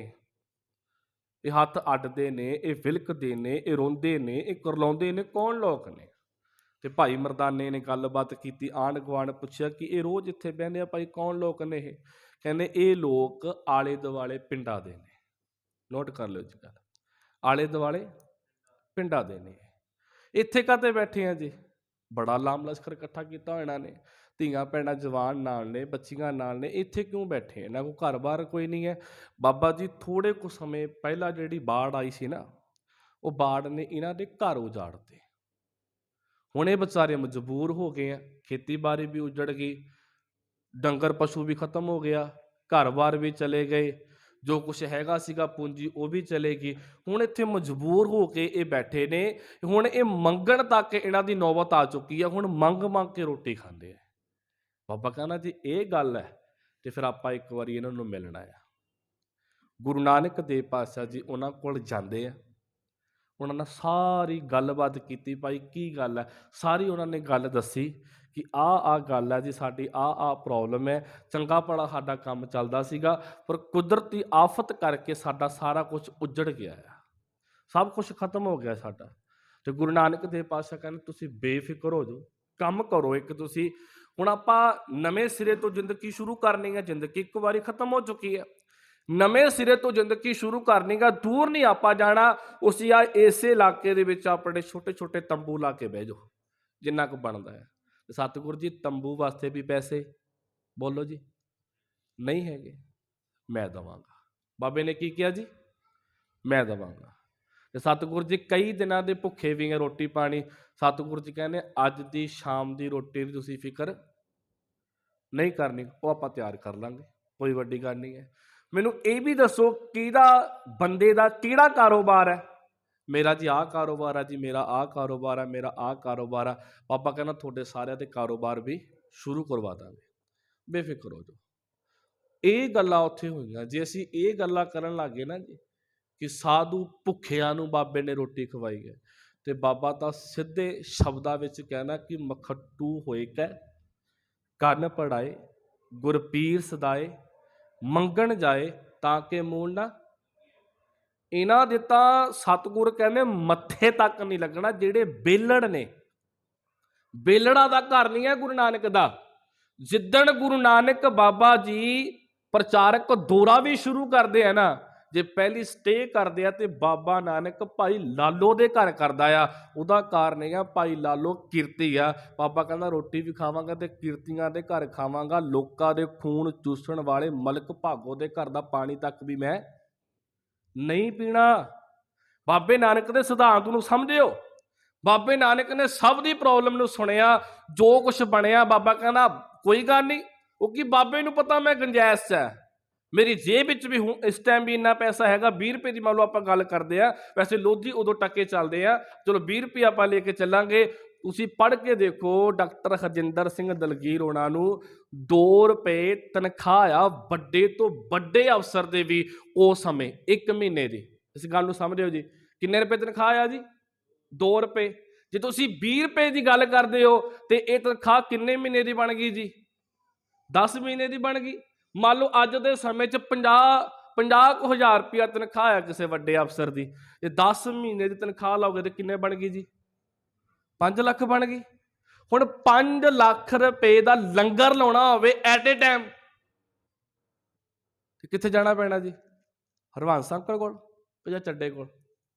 5 ਲੱਖ ਦਾ ਰਾਸ਼ਨ ਲੈਣਾ ਹੋਵੇ ਕਿੱਥੇ ਜਾਣਾ ਪੈਣਾ ਜੀ? ਕਿਸੇ ਵੱਡੇ ਸ਼ੋਰੂਮ 'ਚ, ਵੱਡੇ ਗੁਦਾਮ 'ਚ। ਤੇ ਚੂੜਕਾਣੇ ਵਿੱਚ ਏਡੀ ਕੋਈ ਵੱਡੀ ਦੁਕਾਨ? ਮੇਰੀ ਗੱਲ ਨੂੰ ਪਕੜ ਚਲਿਓ ਜੀ। 5 ਲੱਖ ਰੁਪਏ ਦਾ ਰਾਸ਼ਨ ਚੁੱਕਣਾ ਹੋਵੇ ਤੇ ਚੂੜਕਾਣੇ 'ਚ ਏਡੀ ਕੋਈ ਦੁਕਾਨ ਨਹੀਂ ਹੈਗੀ ਹੈ। ਦੂਜੀ ਗੱਲ, ਜੇ 5 ਲੱਖ ਦਾ ਲੰਗਰ ਤਿਆਰ ਕਰਨਾ ਹੋਵੇ ਤੇ ਕਿੰਨਾ ਸਮਾਨ ਬੋਲੋ ਜੀ ਚਾਹੀਦਾ? ਬਾਲਣ ਚਾਹੀਦਾ ਆ, ਦੇਗੇ ਚਾਹੀਦੇ ਆ, ਉਹਨੇ ਬੰਦੇ ਚਾਹੀਦੇ ਆ। ਉਸ ਤੋਂ ਬਾਅਦ ਚਲੋ ਮੈਂ ਕਹਿੰਦਾ ਤਿਆਰ ਵੀ ਕਰ ਲਿਆ ਸੰਗਤਾਂ ਨੇ ਇਕੱਠੇ ਹੋ ਕੇ, ਤੇ 5 ਲੱਖ ਦਾ ਰਾਸ਼ਨ ਤਿਆਰ ਹੋਇਆ ਹੋਵੇ ਤੇ ਇੰਨਾ ਰਾਸ਼ਨ ਖਾਣ ਵਾਸਤੇ ਬੰਦੇ ਕਿੰਨੇ ਚਾਹੀਦੇ ਆ ਬੋਲੋ ਜੀ? ਲੰਬਾ ਤਾਂ ਸੋਚੋ, ਅਸੀਂ ਕਿੱਥੇ ਗੱਲ ਖੜਾ ਰਹੇ ਆ। ਜੇ ਮੰਨ ਲਓ ਬਾਬੇ ਨੇ 10 ਮਹੀਨੇ ਦੀ ਤਨਖਾਹ ਦਾ ਲੰਗਰ ਅਸੀਂ ਕਹਿੰਦੇ ਲਾ ਦਿੱਤਾ ਆ, ਉਹ ਲੰਗਰ ਕਿੰਨਾ ਬਣਿਆ ਹੋਣਾ, ਕਿੰਨਾ ਰਾਸ਼ਨ ਆਇਆ ਹੋਣਾ, ਕਿੰਨਾ ਬਾਲਣ ਆਇਆ ਹੋਣਾ, ਕਿੰਨਾ ਟਾਈਮ ਲੱਗਿਆ ਹੋਣਾ, ਕਿੰਨੇ ਲੋਕ ਹੋਣਗੇ ਉੱਥੇ ਕਿ ਬਾਬੇ ਨੇ 10 ਮਹੀਨੇ ਦੀ ਤਨਖਾਹ 1 ਦਿਨ ਦੇ ਵਿੱਚ ਲਾਉਣੀ ਹੈ ਤੇ ਕੁਝ ਕੁ ਘੰਟਿਆਂ ਚ ਲਾਉਣੀ ਹੈ। ਲੰਬਾ ਸੋਚਿਓ। ਨਹੀਂ, ਬਾਬੇ ਦਾ ਆ ਨਹੀਂ ਸੀਗਾ ਸੱਚਾ ਸੌਦਾ ਜਿਹੜਾ ਅਸੀਂ ਅੱਜ ਮੇਰੇ ਵਰਗੇ ਇੱਥੇ ਬੈਠੇ ਗਲਾ ਪਾੜਨ ਲੱਗ ਗਏ ਜੀ। ਬਾਬੇ ਦਾ 20 ਰੁਪਏ ਦਾ ਲੰਗਰ ਨਹੀਂ ਹਲੇ ਤੱਕ ਮੁੱਕਿਆ, ਤੇ ਮੁੱਕਣਾ ਵੀ ਨਹੀਂ ਹੈਗਾ। ਮੈਂ ਇਹ ਨਹੀਂ ਕਹਿੰਦਾ ਮੁੱਕਣਾ ਵੀ ਨਹੀਂ ਹੈਗਾ, ਪਰ ਇਹ ਸੋਚਿਓ ਕਿ ਉਹਨਾਂ 20 ਰੁਪਏ ਨੂੰ ਜਿਸ ਬਾਬੇ ਨੇ ਆਪ ਜਿਹੜੇ ਕਾਰਜ ਲਾਇਆ ਸੀਗਾ, ਉਹ ਕਾਰਜ ਵਾਸਤੇ ਅਸੀਂ 1 ਰੁਪਇਆ ਨਹੀਂ ਲਾ ਰਹੇ। ਬਾਬੇ ਨੇ ਕਿਹਾ ਕਾਰੋਬਾਰ ਤੁਹਾਡੇ ਮੈਂ ਸ਼ੁਰੂ ਕਰਾਵਾਂਗਾ, ਬੇਫਿਕਰ ਹੋ ਜਾਓ। ਹਲੇ ਝੋਪੜੀਆਂ ਨਾ ਸਾਰੋ, ਕਮਾਈ ਕਰੋਗੇ, ਕਮਾਈ ਕਰਕੇ ਫਿਰ ਇੱਕ ਵਾਰੀ ਡਿੱਗੇ ਹੋਏ ਤੁਸੀਂ ਖੜੇ ਹੋ ਜਾਓਗੇ। ਥੋੜਾ ਜਿਹਾ ਸਹਾਰਾ ਤੁਹਾਨੂੰ ਮੈਂ ਦੇਵਾਂਗਾ, ਥੋੜੀ ਤੁਸੀਂ ਮਿਹਨਤ ਆਪ ਕਰ ਲਿਓ, ਤੇ ਸਾਡੀ ਜਿਹੜੀ ਇਹ ਜ਼ਿੰਦਗੀ ਡਿੱਗ ਚੁੱਕੀ ਹੈ ਇੱਕ ਵਾਰੀ, ਫਿਰ ਇਹ ਗੱਡੀ ਟ੍ਰੇਨ ਤੇ ਆਪਣਾ ਪਟੜੀ ਤੇ ਆ ਜਾਏਗੀ, ਚੱਲੇਗੀ, ਬੇਫਿਕਰ ਹੋ ਜਾਓ ਤੁਸੀਂ। ਗੁਰੂ ਨਾਨਕ ਦੇਵ ਪਾਤਸ਼ਾਹ ਨੇ ਉੱਥੇ ਕਈ ਦਿਨ, ਇੱਕ ਦਿਨ ਨਹੀਂ 2-3 ਘੰਟੇ ਨਹੀਂ ਦਿੱਤੇ, ਕਈ ਬਾਬੇ ਨੇ ਉੱਥੇ ਦਿਨ ਦਿੱਤੇ। ਉਹਨਾਂ ਲੋਕਾਂ ਦੇ ਤੰਬੂ ਲਵਾਏ, ਉਹਨਾਂ ਲੋਕਾਂ ਦੇ ਕਾਰੋਬਾਰ ਸੈੱਟ ਕਰਵਾਏ, ਉਹਨਾਂ ਲੋਕਾਂ ਦਾ ਦੇਖਿਆ ਬੱਚੇ ਜਿਹੜੇ ਪੜ੍ਹਦੇ ਉਹਨਾਂ ਦੀ ਪੜ੍ਹਾਈ ਦਾ ਫੇਰ ਸ਼ੁਰੂ ਕੀਤੀ, ਧੀਆਂ ਪੁੱਤਾਂ ਦੇ ਵਿਆਹ ਕੀਤੇ। ਇਹ ਗੁਰੂ ਨਾਨਕ ਦੇਵ ਪਾਤਸ਼ਾਹ ਜੀ ਨੇ ਆਪਣੇ 20 ਰੁਪਏ ਦੀ ਕਮਾਈ ਦੇ ਵਿੱਚੋਂ ਇਹ ਸਾਰੇ ਕਾਰਜ ਕੀਤੇ ਆ। ਹੁਣ ਅਸੀਂ ਕਿੱਥੇ ਖੜੇ ਆ ਜੀ? ਅਸੀਂ ਕਿੱਥੇ ਖੜੇ ਆ? 550 ਸਾਲਾਂ ਦੇ ਨਾਮ ਤੇ ਕੀ ਕੀਤਾ ਜੀ? ਤੇ ਪਹਿਲਾ ਸੀਗਾ 350 ਸਾਲ ਗੁਰੂ ਦੇ ਨਾਲ, ਪਹਿਲਾਂ ਇਹ ਰੌਲਾ ਪਾਈ ਗਏ। ਫਿਰ ਆ ਗਿਆ ਜੀ 550 ਸਾਲ ਗੁਰੂ ਦੇ ਨਾਲ, ਤੇ ਹੁਣ ਰੌਲਾ ਕੀ ਪੈ ਰਿਹਾ ਜੀ? 400 ਸਾਲ ਗੁਰੂ ਦੇ ਨਾਲ। ਅੱਗੇ ਨੂੰ ਫੇਰ ਕੋਈ ਨਾ ਕੋਈ ਗਿਣਤੀ ਆ ਜਾਣੀ ਹੈ। ਜਿਸ ਧੂਮ-ਧਾਮ ਨਾਲ 550 ਸਾਲਾਂ ਮਨਾਇਆ ਗਿਆ, ਤੇ 551ਵਾਂ ਤੇ 552ਵਾਂ ਉਹ ਧੂਮ-ਧਾਮ ਨਾਲ, ਬੋਲੋ ਜੀ, ਨਹੀਂ। ਮਤਲਬ ਕਿ ਹਾਲੇ ਹੀ ਅਸੀਂ ਗਿਣਤੀ ਦੇ ਚੱਕਰਾਂ ਦੇ ਵਿੱਚ ਫਸੇ ਹੋਏ ਆ। ਤੇ 550 ਸਾਲਾਂ ਦੇ ਵਿੱਚ ਏਡੇ ਲੰਗਰ ਚੱਲੇ, ਇੰਨਾ ਕੁਛ ਹੋਇਆ, ਦੱਸਣ ਦੀ ਮੈਨੂੰ ਲੋੜ ਨਹੀਂ ਹੈ ਕਿ ਇੱਕ ਵੀ ਕਾਲਜ, ਯੂਨੀਵਰਸਿਟੀ, ਸਕੂਲ, ਹੌਸਪੀਟਲ ਸਾਨੂੰ ਸਾਡੀ ਕੌਮ ਦੀ ਝੋਲੀ ਵਿੱਚ ਕਿਸੇ ਨੇ ਪਾਇਆ ਜੀ? ਕਿ 550 ਸਾਲਾਂ ਦੇ ਨਾਮ ਤੇ ਬਣਾਤਾ ਜੀ। ਇਹੀ ਕੰਮ ਹੋਣਾ 19 ਤਰੀਕ ਨੂੰ। ਵੈਸੇ ਮੈਂ ਬੈਠਾ ਜੋੜ ਘਟਾਓ ਕਰਦਾ ਸੀ ਕਿ ਮੰਨ ਲਓ 10 ਗੁਰਦੁਆਰੇ ਸਾਡੇ ਆਲੇ ਦੁਆਲੇ ਆ, ਇੱਕ ਗੁਰਦੁਆਰੇ ਦਾ ਲੱਖ ਰੁਪਈਆ ਖਰਚਾ ਲੰਗਰ ਦਾ, ਮੰਨ ਲਓ ਮੋਟਾ ਜਿਹਾ, ਤੇ ਆਲੇ ਦੁਆਲੇ 10 ਗੁਰਦੁਆਰੇ ਕਿੰਨਾ ਖਰਚਾ ਹੋ ਗਿਆ ਜੀ? 10 ਲੱਖ ਰੁਪਇਆ ਹੋ ਗਿਆ। ਤੇ 10 ਲੱਖ ਦੇ ਵਿੱਚ ਆਪੇ ਕਹਿੰਦੇ ਆਪੇ ਮੈਂ ਰੱਜੀ ਪੂਜੀ ਤੇ ਆਪੇ ਮੇਰੇ ਬੱਚੇ ਜੀਣ, ਆਪੇ ਬਣਾ ਲਿਆ ਤੇ ਆਪੇ ਖਾ ਲਿਆ ਜੀ। ਉਹ 2-3 ਘੰਟੇ ਦੇ ਵਿੱਚ ਲੰਗਰ ਸਮਾਪਤ ਹੈ ਸਾਰੇ ਗੁਰਦੁਆਰੇ, ਸ਼ਾਮ ਨੂੰ ਵਿਹਲੇ ਸਾਰੇ। ਉਹ 10 ਲੱਖ ਰੁਪਏ ਕਿੱਥੇ ਗਿਆ ਜੀ? ਲੰਗਰਾਂ ਦੇ ਉੱਤੇ ਲਾਤਾ। ਜੇ ਦਿਮਾਗ ਹੋਵੇ, 10 ਕਮੇਟੀਆਂ ਬੈਠਣ, ਆਓ ਬੈਠੀਏ ਜੀ। 10 ਲੱਖ ਰੁਪਈਆ ਆਪਣੇ ਕੋਲ। 10 ਲੱਖ ਦੇ ਜੇ 50-50 ਹਜ਼ਾਰ ਵੀ ਕਿਸੇ ਗਰੀਬ ਨੂੰ ਦੇਣਾ ਹੋਵੇ, ਧੀਆਂ ਦਾ ਵਿਆਹ ਨੋਟ ਕਰ ਲਓ, ਤੇ ਕਿੰਨੇ ਧੀਆਂ ਦਾ ਵਿਆਹ ਹੋ ਗਿਆ ਜੀ? 20 ਦਾ ਹੋ ਗਿਆ ਨਾ ਜੀ, 20 ਧੀਆਂ ਦਾ ਹੋ ਗਿਆ, 20 ਧੀਆਂ ਦਾ ਵਿਆਹ ਹੋ ਗਿਆ ਨਾ ਜੀ। ਮੰਨ ਲਓ ਜੀ ਮੋਟਾ ਸੁੱਟਣਾ ਹੋਵੇ, 2-2, 2.5 ਲੱਖ ਲਾ ਕੇ ਇੱਕ ਕਮਰਾ ਵੀ ਖੜਾ ਕਰਨਾ ਹੋਵੇ, ਤੇ 4 ਕਮਰੇ ਖੜੇ ਹੋ ਗਏ ਜੀ, 4 ਬੰਦਿਆਂ ਦੇ ਘਰ ਵਸ ਗਏ। ਹੋ ਸਕਦਾ ਕਿ ਨਹੀਂ ਹੋ ਸਕਦਾ ਜੀ? ਹਰ ਸਾਲ ਤੁਸੀਂ 4 ਮਕਾਨ ਖੜੇ ਕਰੋਗੇ, ਹਰ ਸਾਲ 4 ਮਕਾਨ ਖੜੇ ਕਰੋਗੇ, 10 ਸਾਲਾਂ 'ਚ ਕਿੰਨੇ ਮਕਾਨ ਖੜੇ ਕਰਤੇ ਜੀ? 40 ਕਮਰੇ ਖੜੇ ਕਰਤੇ। ਮਤਲਬ ਕਿ 10 ਸਾਲਾਂ ਵਿੱਚ 40 ਅਸੀਂ ਬੰਦਿਆਂ ਨੂੰ ਛੱਤਾਂ ਦੇਤੀਆਂ, ਜਿਹੜੇ ਲੋਕ ਬੇਛੱਤ ਸੀਗੇ। ਪਰ ਤੁਸੀਂ ਅੱਜ ਵੀ ਲੰਗਰ ਲਾਓ, 100 ਸਾਲ ਤੱਕ ਲਾਈ ਚੱਲੋ, ਉਹਦੀ ਆਊਟਪੁੱਟ ਕੀ ਹੈ ਜੀ? ਬੋਲੋ ਜੀ, 0 ਹੈ। ਕਿ ਇਹ ਗੁਰੂ ਨਾਨਕ ਦਾ ਸਿਧਾਂਤ ਸੀਗਾ ਜੀ? ਬਾਬੇ ਨੇ ਉਹਨਾਂ ਨੂੰ ਕਿਹਾ ਕਿ ਨਹੀਂ ਭਾਈ ਤੁਸੀਂ ਬੇਫਿਕਰ ਹੋ ਜਾਓ, ਤੁਹਾਡਾ ਸਾਰਾ ਕੰਮ ਕਰਨਾ ਹੈ। ਤੇ ਗੁਰੂ ਨਾਨਕ ਦੇਵ ਪਾਤਸ਼ਾਹ ਜੀ ਨੇ ਇਸ ਤਰ੍ਹਾਂ ਆਪਣੇ, ਇੱਕ ਹੋਰ ਗੱਲ ਸੁਣੋ ਜੀ, ਬੜੀ ਕੰਮ ਦੱਸਣ ਲੱਗਾ। 520 ਏਕੜ ਜ਼ਮੀਨ ਸੀਗੀ ਰਾਏ ਬੁਲਾਰ ਦੀ ਜੀ, 520 ਏਕੜ ਨੋਟ ਕਰ ਲਿਓ ਜੀ, ਜਿਹਦੇ ਵਿੱਚੋਂ 757 ਏਕੜ ਰਾਏ ਬੁਲਾਰ ਨੇ ਗੁਰੂ ਨਾਨਕ ਦੇ ਨਾਮ ਕਰਤੀ ਕਿ ਇਹ ਜ਼ਮੀਨ ਤੇਰੀ ਹੈ। ਉਸ ਜ਼ਮੀਨ ਦਾ ਜਿਹੜਾ ਸਾਲਾਨਾ ਆਉਂਦਾ ਸੀ ਨਾ ਜੀ, ਉਦੋਂ ਦਾ 10,000 ਰੁਪਇਆ ਸੀਗਾ। ਪੜ੍ਹ ਕੇ ਦੇਖਿਓ, ਸਾਲਾਨਾ ਕਿੰਨਾ ਸੀਗਾ ਉਦੋਂ ਦਾ? 10,000 ਰੁਪਇਆ। ਜੇ 20 ਦੇ ਨਾਲ ਬਾਬਾ ਏਡੇ ਕਾਰਜ ਕਰਦਾ ਹੈ, ਤੇ 10,000 ਨਾਲ ਬੋਲੋ ਜੀ ਕਿੱਡੇ ਕਾਰਜ ਕਰੇਗਾ? ਰਾਏ ਬੁਲਾਰ ਨੂੰ ਗੁਰੂ ਨਾਨਕ ਨੇ ਕਾਗਜ਼ੀ ਤੌਰ ਤੇ ਲਿਖ ਕੇ ਦਿੱਤਾ ਸੀਗਾ ਕਿ ਜੋ ਤੇਰੀ ਇਸ ਜ਼ਮੀਨ ਤੋਂ ਸਾਲਾਨਾ ਆਏਗਾ ਨਾ, ਇਹਦੇ ਵਿੱਚ ਮੈਂ ਇੱਕ ਵੀ ਪੈਸਾ ਆਪਣੇ ਨਿੱਜੀ ਕੰਮਾਂ ਵਾਸਤੇ ਨਹੀਂ ਵਰਤਾਂਗਾ। ਉਹ 10,000 ਰੁਪਇਆ ਮੈਂ ਗਰੀਬਾਂ ਦੇ ਲੇਖੇ ਲਾਵਾਂਗਾ। ਗੁਰੂ ਨਾਨਕ ਦੇਵ ਪਾਤਸ਼ਾਹ ਨੇ 757 ਮਰਬਿਆਂ ਦਾ ਜਿਹੜਾ ਹਰ ਸਾਲ 10,000 ਰੁਪਇਆ ਸਾਲਾਨਾ ਆਉਂਦਾ ਸੀਗਾ, ਬਾਬੇ ਨੇ ਉਹ ਸਮਾਜ ਭਲਾਈ ਵਾਸਤੇ ਲਾਇਆ ਆ। ਕਿ ਇਹਨਾਂ ਕਾਰਜਾਂ ਦੀ ਕਦੇ ਆਪਾਂ ਗੱਲੇ ਨਹੀਂ ਕੀਤੀ ਕਿ ਬਾਬੇ ਨੇ ਆ ਰਾਹ ਦਿੱਤੇ ਸੀਗੇ, ਆਹ ਰਾਹ ਦਿੱਤੇ ਸੀਗੇ। ਪਰ ਇਸ ਰਾਹ ਤੇ ਮਾਫ ਕਰਿਓ, ਆਪਾਂ ਕਿਸੇ ਨੂੰ ਦੋਸ਼ ਕਿਉਂ ਦਈਏ? ਕਿਉਂਕਿ ਕਹਿੰਦੇ ਗੱਲ ਸ਼ੁਰੂ ਕਰਨੀ ਆ ਤੇ ਬੋਲੋ ਜੀ ਆਪਣੇ ਘਰ ਤੋਂ ਕਰੀਏ, ਸਾਡੇ ਘਰ 'ਚ ਵੀ ਕਮੀ ਹੋ ਜਾਂਦੀ ਹੈ। ਸੰਗਤਾਂ ਵਿਰੋਧ ਕਰਦੇ ਹੋ ਜੀ, ਉਹ ਖੀਰ ਨਹੀਂ ਬਣੀ, ਉਹ ਦਾਲ ਨਹੀਂ ਬਣੀ, ਉਹ ਸਭ ਗੱਲਾਂ ਹੋ ਜਾਂਦੀਆਂ। 10,000 ਰੁਪਇਆ ਸਾਲਾਨਾ ਹੈ, ਉਹ ਵੀ ਬਾਬੇ ਨੇ ਕਾਰਜ ਲਾਇਆ। ਅੱਗੇ ਆ ਜਾਓ ਜੀ। ਹੁਣ ਜਦੋਂ ਗੁਰੂ ਨਾਨਕ ਦੇਵ ਪਾਤਸ਼ਾਹ ਘਰੇ ਆਏ ਤੇ ਇਤਿਹਾਸ ਵਿੱਚ ਲਿਖਿਆ ਜੀ, ਮਹਿਤਾ ਜੀ ਨੂੰ ਪਤਾ ਲੱਗ ਗਿਆ ਤੇ ਉਹਨਾਂ ਨੇ ਫਿਰ ਢਾਡੀ ਸਾਡੇ ਬੜੇ ਸੁਣਾਉਂਦੇ ਆ, ਗੱਜ ਵੱਜ ਕੇ ਕਹਿੰਦੇ ਬਾਬੇ ਦੇ ਚਪੇੜਾ ਮਾਰ ਮਾਰ ਕੇ ਕਹਿੰਦੇ ਗੱਲਾਂ ਲਾਲ ਕਰਤੀਆਂ। ਤੇ ਬੀਬੀਆਂ ਫਿਰ ਰੋਂਦੀਆਂ, ਹਾਏ ਉਹ ਮੇਰੇ ਬਾਬੇ ਦੇ ਚਪੇੜਾ ਮਾਰਦੀ। ਅਸੀਂ ਪੜ੍ਹਦੇ ਹਾਂ, ਸੁਣ ਸਾਡੇ ਕੋਲ ਗ੍ਰੰਥ ਹੈ, ਗ੍ਰੰਥਾਂ 'ਚ ਲਿਖਿਆ ਹੋਇਆ, ਬੜਾ ਪਰੋਸ ਕੇ ਸੁਣਾਇਆ ਜੀ। ਤੇ ਉਹ ਬੀਬੀਆਂ ਫਿਰ ਵਿਚਾਰੀਆਂ ਰੋਣ ਲੱਗ ਗਈਆਂ, ਨਾ ਵੇ ਕਾਲੂਆ। ਫਿਰ ਉਹ ਐਵੇਂ ਵਾਰ ਵੀ ਬਣੀ ਆ, ਨਾ ਵੇ ਕਾਲੂਆ ਤੂੰ ਆ ਕਹਿਰ ਨਾ ਕਮਾ, ਮੇਰੇ ਬਾਬੇ ਦੇ ਚਪੇੜਾ ਨਾ ਮਾਰ। ਇੱਦਾਂ ਦੀਆਂ ਚੱਲ ਪਈਆਂ ਜੀ।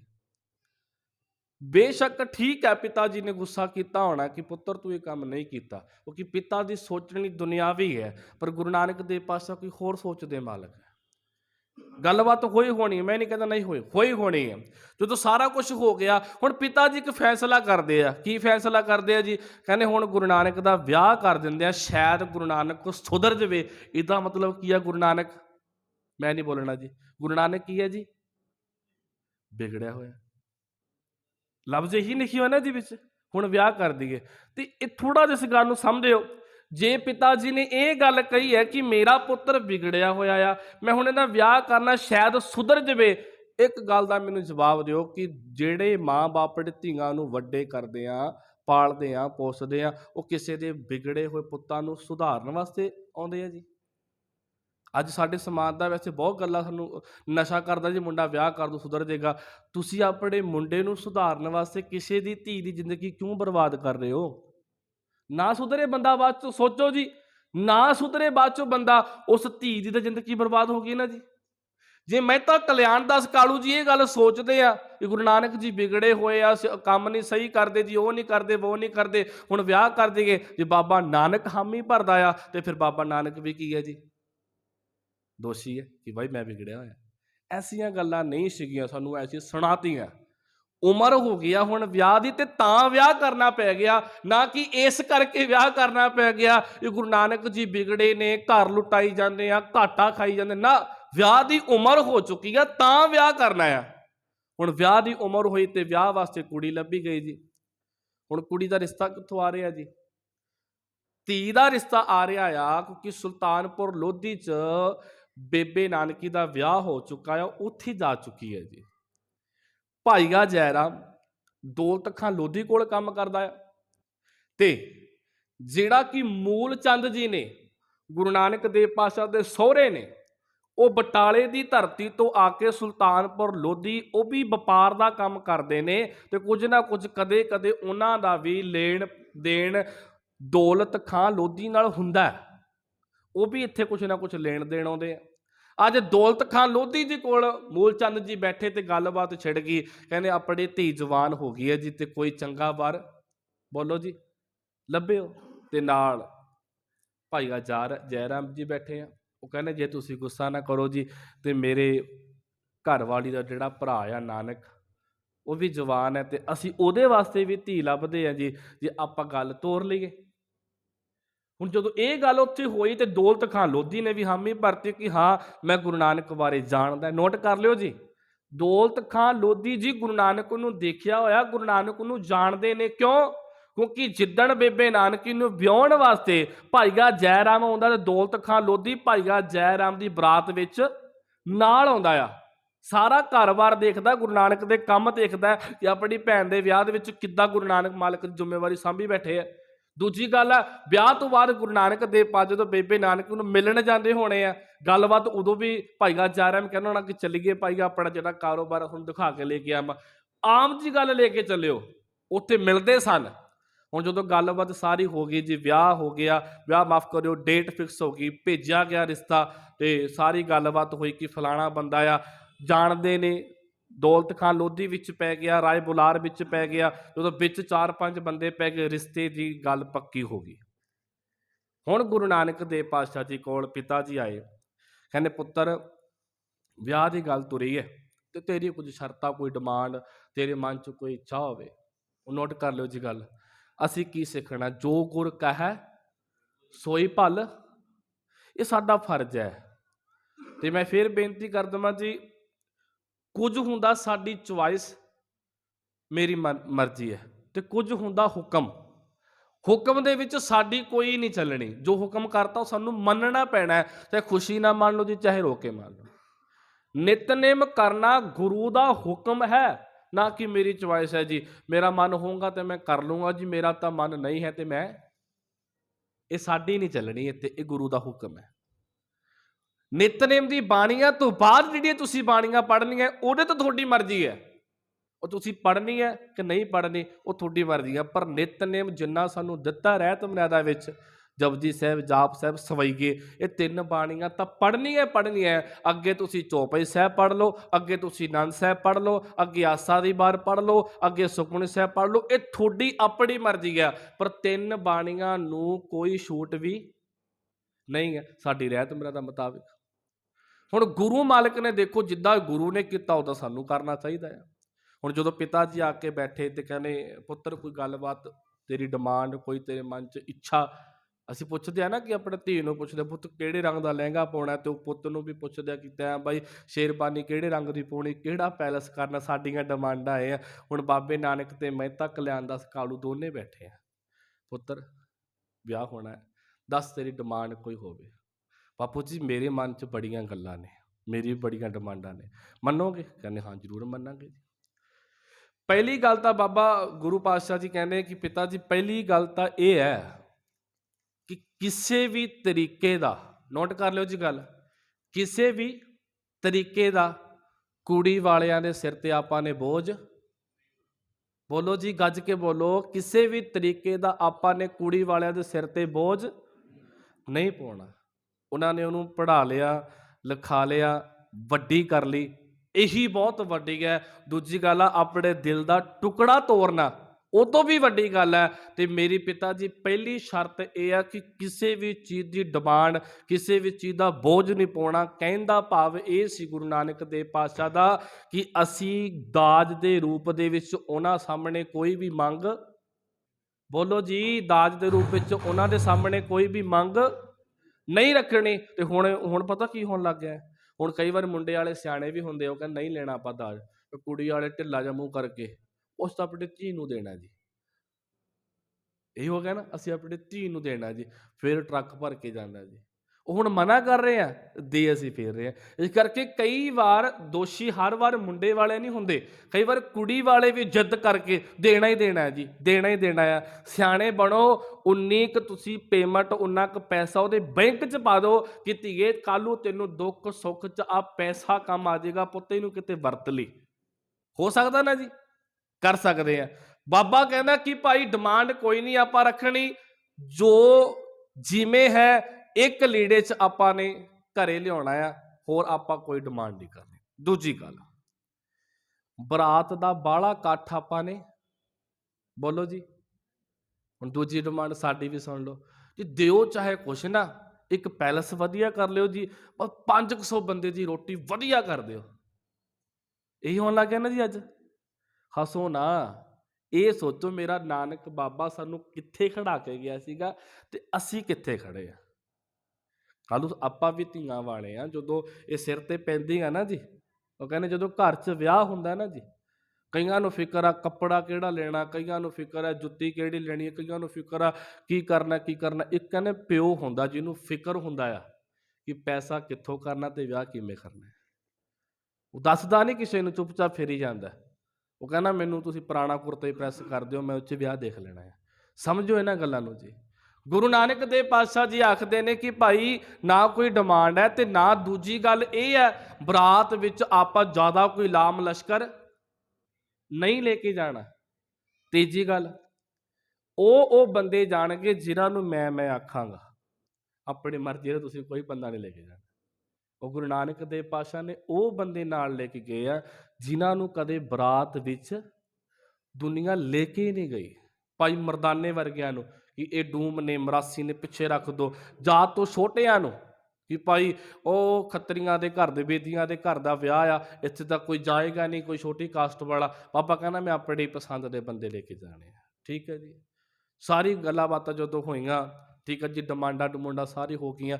ਹੋ ਗਿਆ ਪੁੱਤਰ, ਹੋਰ ਕੁਝ ਰਹਿ ਗਿਆ ਹੋਵੇ? ਨਹੀਂ ਜੀ, ਹੋਰ ਕੁਝ ਵੀ ਨਹੀਂ ਰਿਹਾ। ਆਹ ਗੱਲਾਂ ਤੁਸੀਂ ਮੇਰੀਆਂ ਮੰਨ ਲਿਓ ਜੀ। ਠੀਕ ਹੈ ਜੀ, ਸਾਰੀ ਗੱਲਾਂ ਬਾਤਾਂ ਜਦੋਂ ਹੋਈਆਂ, ਵਿਆਹ ਵਾਲਾ ਦਿਨ ਆ ਗਿਆ ਜੀ। ਬਸ 2 ਮਿੰਟ ਦੇ ਦਿਓ ਹੋਰ। ਵਿਆਹ ਵਾਲਾ ਦਿਨ ਆ ਗਿਆ ਜੀ। ਸਭ ਕੁਝ ਰਸਮਾਂ ਹੋਈਆਂ ਜੋ ਹੋਣੀਆਂ ਸੀਗੀਆਂ। ਉਦੋਂ ਛੋਟੀ ਮੋਟੀ ਕਰਕੇ ਬਾਬਾ ਨਾਨਕ ਤੁਰ ਪਿਆ ਜੀ।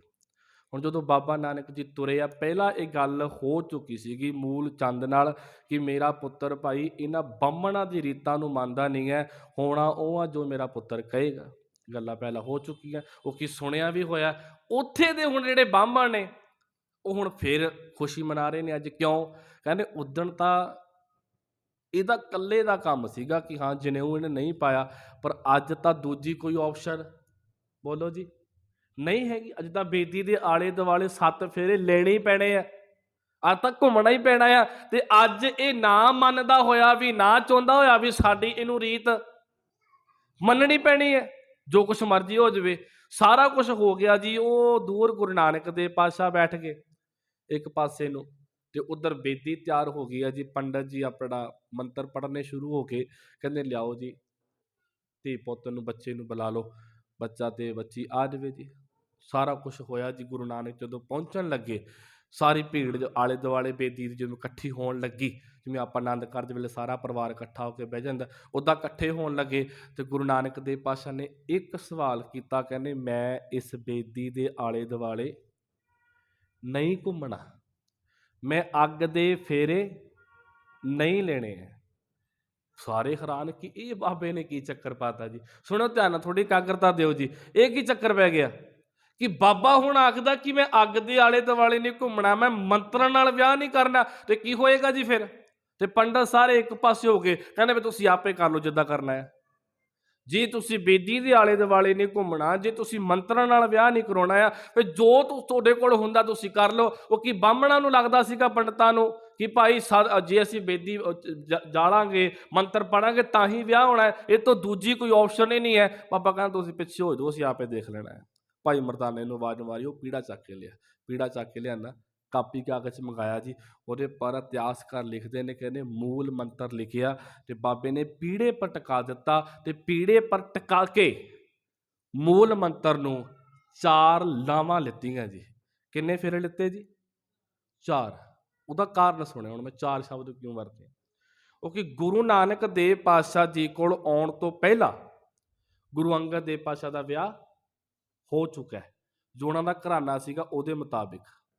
ਉਸ ਤੋਂ ਬਾਅਦ ਗੁਰੂ ਅਮਰਦਾਸ ਪਾਤਸ਼ਾਹ ਦਾ ਵੀ ਵਿਆਹ ਗੁਰੂ ਅੰਗਦ ਦੇਵ ਪਾਤਸ਼ਾਹ ਜੀ ਕੋਲ ਆਉਣ ਤੋਂ ਪਹਿਲਾਂ ਹੋ ਚੁੱਕਾ ਆ, ਪਰ ਬਾਬੇ ਜੇਠੇ ਦਾ ਵਿਆਹ ਹਲੇ ਨਹੀਂ ਹੋਇਆ।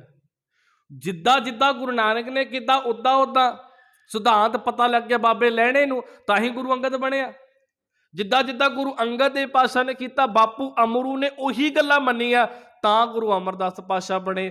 ਹੁਣ ਹੌਲੀ ਹੌਲੀ ਗੱਲ ਚੱਲਦੀ ਬਾਬੇ ਜੇਠੇ ਦੇ ਕੰਨਾਂ 'ਚ ਗੱਲ ਜਾ ਚੁੱਕੀ ਹੈ, ਗੁਰੂ ਅਮਰਦਾਸ ਪਾਤਸ਼ਾਹ ਦੇ ਕੰਨਾਂ 'ਚ ਗੱਲ ਪਹੁੰਚ ਚੁੱਕੀ ਹੈ ਕਿ ਸਾਡੇ ਬਾਬੇ ਨਾਨਕ ਨੇ ਨਾ ਤਾਂ ਬੇਦੀ ਦੇ ਆਲੇ ਦੁਆਲੇ ਫੇਰੇ ਲਿੱਤੇ, ਨਾ 7 ਗੇੜੇ ਮਾਰੇ। ਬਾਬੇ ਨੇ ਇੱਕ ਓੰਕਾਰ ਤੋਂ ਲੈ ਕੇ ਗੁਰ ਪ੍ਰਸਾਦ ਤੱਕ ਮੂਲ ਮੰਤਰ ਦੇ ਆਲੇ ਦੁਆਲੇ 4 ਫੇਰੇ ਲਿੱਤੇ। ਇਹ ਗੱਲ ਬਾਬੇ ਜੇਠੇ ਦੇ ਅੰਦਰ ਘਰ ਕਰ ਚੁੱਕੀ ਹੈ। ਇਸੇ ਗੱਲ ਨੂੰ ਸਾਹਮਣੇ ਰੱਖ ਕੇ ਬਾਬੇ ਜੇਠੇ ਨੇ 4 ਲਾਵਾਂ ਦਾ ਪਾਠ ਸਾਡੀ ਝੋਲੀ 'ਚ ਪਾਇਆ। 7 ਫੇਰੇ ਕਿਉਂ ਨਹੀਂ ਪਾਏ?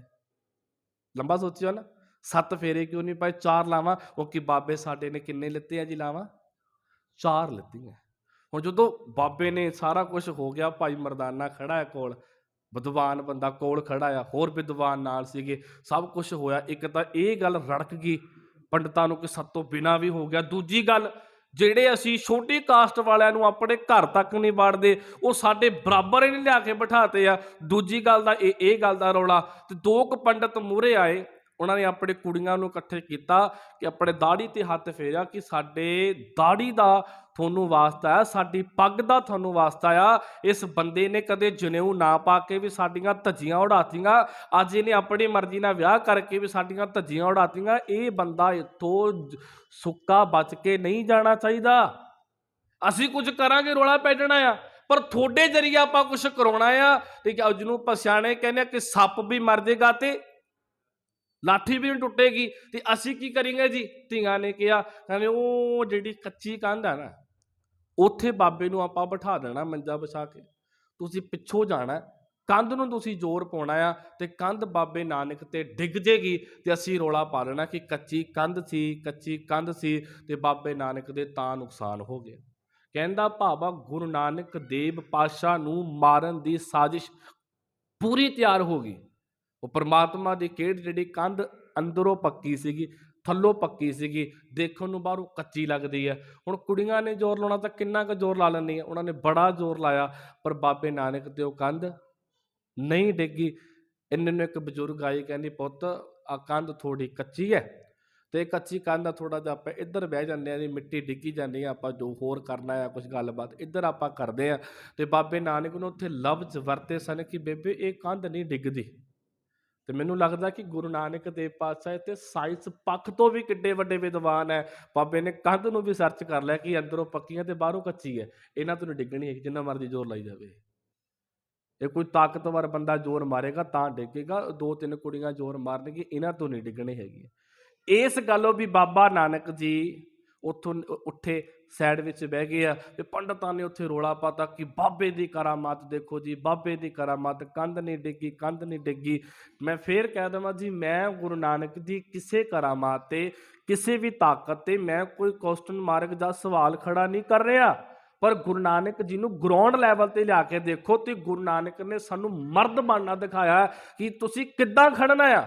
ਸਮਾਜ ਦੀਆਂ ਜਿਹੜੀਆਂ ਇਹ ਝੂਠੀਆਂ ਰੀਤੀਆਂ ਚੱਲਦੀਆਂ ਆ, ਜਿਹੜੇ ਇਹ ਝੂਠੇ ਕਾਰਜ ਹੋ ਰਹੇ ਨੇ ਜਿਨ੍ਹਾਂ ਦਾ ਕੋਈ ਵਜੂਦ ਨਹੀਂ ਹੈ, ਤੁਸੀਂ ਇਹਨਾਂ ਵਿੱਚੋਂ ਨਿਕਲਣਾ ਕਿੱਦਾਂ ਆ। ਪਰ ਮੈਂ ਫੇਰ ਇਹ ਗੱਲ ਕਹਿਣ ਲੱਗਾ ਜੀ, ਗੁਰੂ ਨਾਨਕ ਦੇਵ ਪਾਤਸ਼ਾਹ ਨੇ ਉਹਨਾਂ ਦੇ ਘਰ ਵਿੱਚ ਵੜ ਕੇ ਉਹਨਾਂ ਦੀਆਂ ਚੱਲਦੀਆਂ ਹੋਈਆਂ ਰੀਤਾਂ ਨੂੰ ਖੰਡਨ ਕਰਤਾ, ਪਰ ਅੱਜ ਸਿੱਖਾਂ ਨੇ ਉਹਨਾਂ ਦੀਆਂ ਰੀਤਾਂ ਚੱਕ ਕੇ ਆਪਣੇ ਘਰਾਂ 'ਚ ਵੜ ਲਈ। ਹਰ ਇੱਕ ਕਾਰਜ ਦੇ ਵਿੱਚ ਬਾਹਮਣ ਰੀਤ ਸਾਡੇ ਘਰ 'ਚ ਚੱਲਦੀ ਹੈ, ਹਰ ਇੱਕ ਕਾਰਜ ਦੇ ਵਿੱਚ। ਗੁਰੂ ਗ੍ਰੰਥ ਸਾਹਿਬ ਵਾਲਾ ਪ੍ਰਕਾਸ਼ ਹੋਣਾ ਥੱਲੇ ਤਾਂ ਪਾਣੀ ਰੱਖ ਦਿੰਦਾ, ਕੋਈ ਸੂਈ ਧਾਗਾ ਰੱਖ ਦਿੰਦਾ ਆ, ਕੋਈ ਕੁਛ ਰੱਖ ਦਿੰਦਾ ਆ ਜੀ, ਇੱਧਰ ਨੂੰ ਨਾ ਪ੍ਰਕਾਸ਼ ਕਰਿਓ, ਇੱਧਰ ਨੂੰ ਪ੍ਰਕਾਸ਼ ਕਰਿਓ ਜੀ, ਇੰਨੇ ਵਜੇ ਅਰਦਾਸ ਕਰੋ। ਇਹ ਕਹਿਣ ਦਾ ਭਾਵ ਇਹ ਹੈ ਕਿ ਗੁਰੂ ਨਾਨਕ ਦੇਵ ਪਾਤਸ਼ਾਹ ਜੀ ਨੇ ਸਾਨੂੰ ਮਰਦ ਬਣਨਾ ਸਿਖਾਇਆ। ਤੇ ਗੁਰੂ ਨਾਨਕ, ਮੈਂ ਇੱਕ ਹੋਰ ਛੋਟੀ ਜਿਹੀ ਗੱਲ, ਜੇ ਗੁਰੂ ਨਾਨਕ ਮਾਲਕ 'ਚ ਅੜੇ ਆ ਨਾ ਜੀ ਕਿ ਆਹ ਕੰਮ ਨਹੀਂ ਕਰਨੇ, ਥੋੜਾ ਜਿਹਾ ਸੋਚਿਓ ਮਾਤਾ ਸੁਲੱਖਣੀ ਵੀ ਅੜੀ ਹੈ ਕਿ ਜੋ ਮੇਰਾ ਪਤੀ ਕਹਿ ਰਿਹਾ ਇਹ ਸੱਚ ਕਹਿ ਰਿਹਾ। ਇਹਦਾ ਮਤਲਬ ਇਹ ਆ ਕਿ ਮਾਤਾ ਸੁਲੱਖਣੀ ਵੀ ਕਿੱਡੀ ਸੋਝੀ ਰੱਖਣ ਵਾਲੀ ਹੈ। ਜਿੱਦਾਂ ਧੀ ਕਹਿ ਦੇਵੇ ਕਿ ਤੂੰ ਤਾਂ ਭਾਈ ਸਾਡੀ ਰੀਤਾਂ ਦੇ ਖਿਲਾਫ ਹੋ ਗਿਆ, ਮੈਂ ਨਹੀਂ, ਤੂੰ ਤਾਂ ਅੱਜ ਹੀ ਕਰਦਾ ਤੇ ਕੱਲ ਨੂੰ ਕੀ ਕਰੇਗਾ, ਕਹਿ ਸਕਦੀ ਸੀ, ਪਰ ਨਹੀਂ, ਜੋ ਕਹਿ ਰਹੇ ਨੇ ਸਹੀ ਆ, ਗੱਲ ਵਜਨਦਾਰ ਹੈ ਤੇ ਮੈਂ ਆਪਣੇ ਪਤੀ ਦਾ ਪੂਰਾ ਪੱਖ ਪੂਰਦੀ ਹਾਂ। ਹਰ ਇੱਕ ਗੱਲ ਤੇ ਮੈਂ ਫੁੱਲ ਚੜਾਉਂਦੀ ਹਾਂ ਕਿਉਂਕਿ ਇਹ ਗੱਲ ਵਜਨਦਾਰ ਤੇ ਸੱਚ ਕਰ ਰਹੇ ਨੇ। ਗੁਰੂ ਨਾਨਕ ਦੇਵ ਪਾਤਸ਼ਾਹ ਇੱਥੋਂ ਨਿਕਲਦੇ ਆ ਜੀ। ਫਿਰ ਇਹ ਤੋਂ ਬਾਅਦ ਅਗਲੇ ਜਿਹੜੇ ਕਾਰਜ ਹੈ, ਫਿਰ ਬਾਬੇ ਨਾਨਕ ਨੇ ਸੁਲਤਾਨਪੁਰ ਲੋਧੀ ਜਾਣਾ ਆ, ਉੱਥੇ ਮੋਦੀ ਖਾਨੇ ਦੀ ਕਾਰਜ ਕਰਨੀ। ਮੋਦੀ ਖਾਨੇ ਦਾ ਕੀ ਰੋਲ ਹੈ, ਕੀ ਕਾਰਜ ਹੈ, ਇਹ ਕੱਲ੍ਹ ਨੂੰ ਆਪਾਂ ਵਿਚਾਰਾਂਗੇ ਜੀ। ਸਤਿਗੁਰ ਕਿਰਪਾ ਕਰਨ। ਵਾਹਿਗੁਰੂ ਜੀ ਕਾ ਖਾਲਸਾ, ਵਾਹਿਗੁਰੂ ਜੀ ਕੀ ਫਤਿਹ। ਸ਼ਲੋਕ ਪਵਨ ਗੁਰੂ ਪਾਣੀ ਪਿਤਾ ਮਾਤਾ ਤਰਤ ਮਹਤ, ਦਿਵਸ ਰਾਤ ਦੋਏ ਕਿਲਾ ਸਗਲ ਚੰਗੀਆਂ ਬੁਰੀਆਂ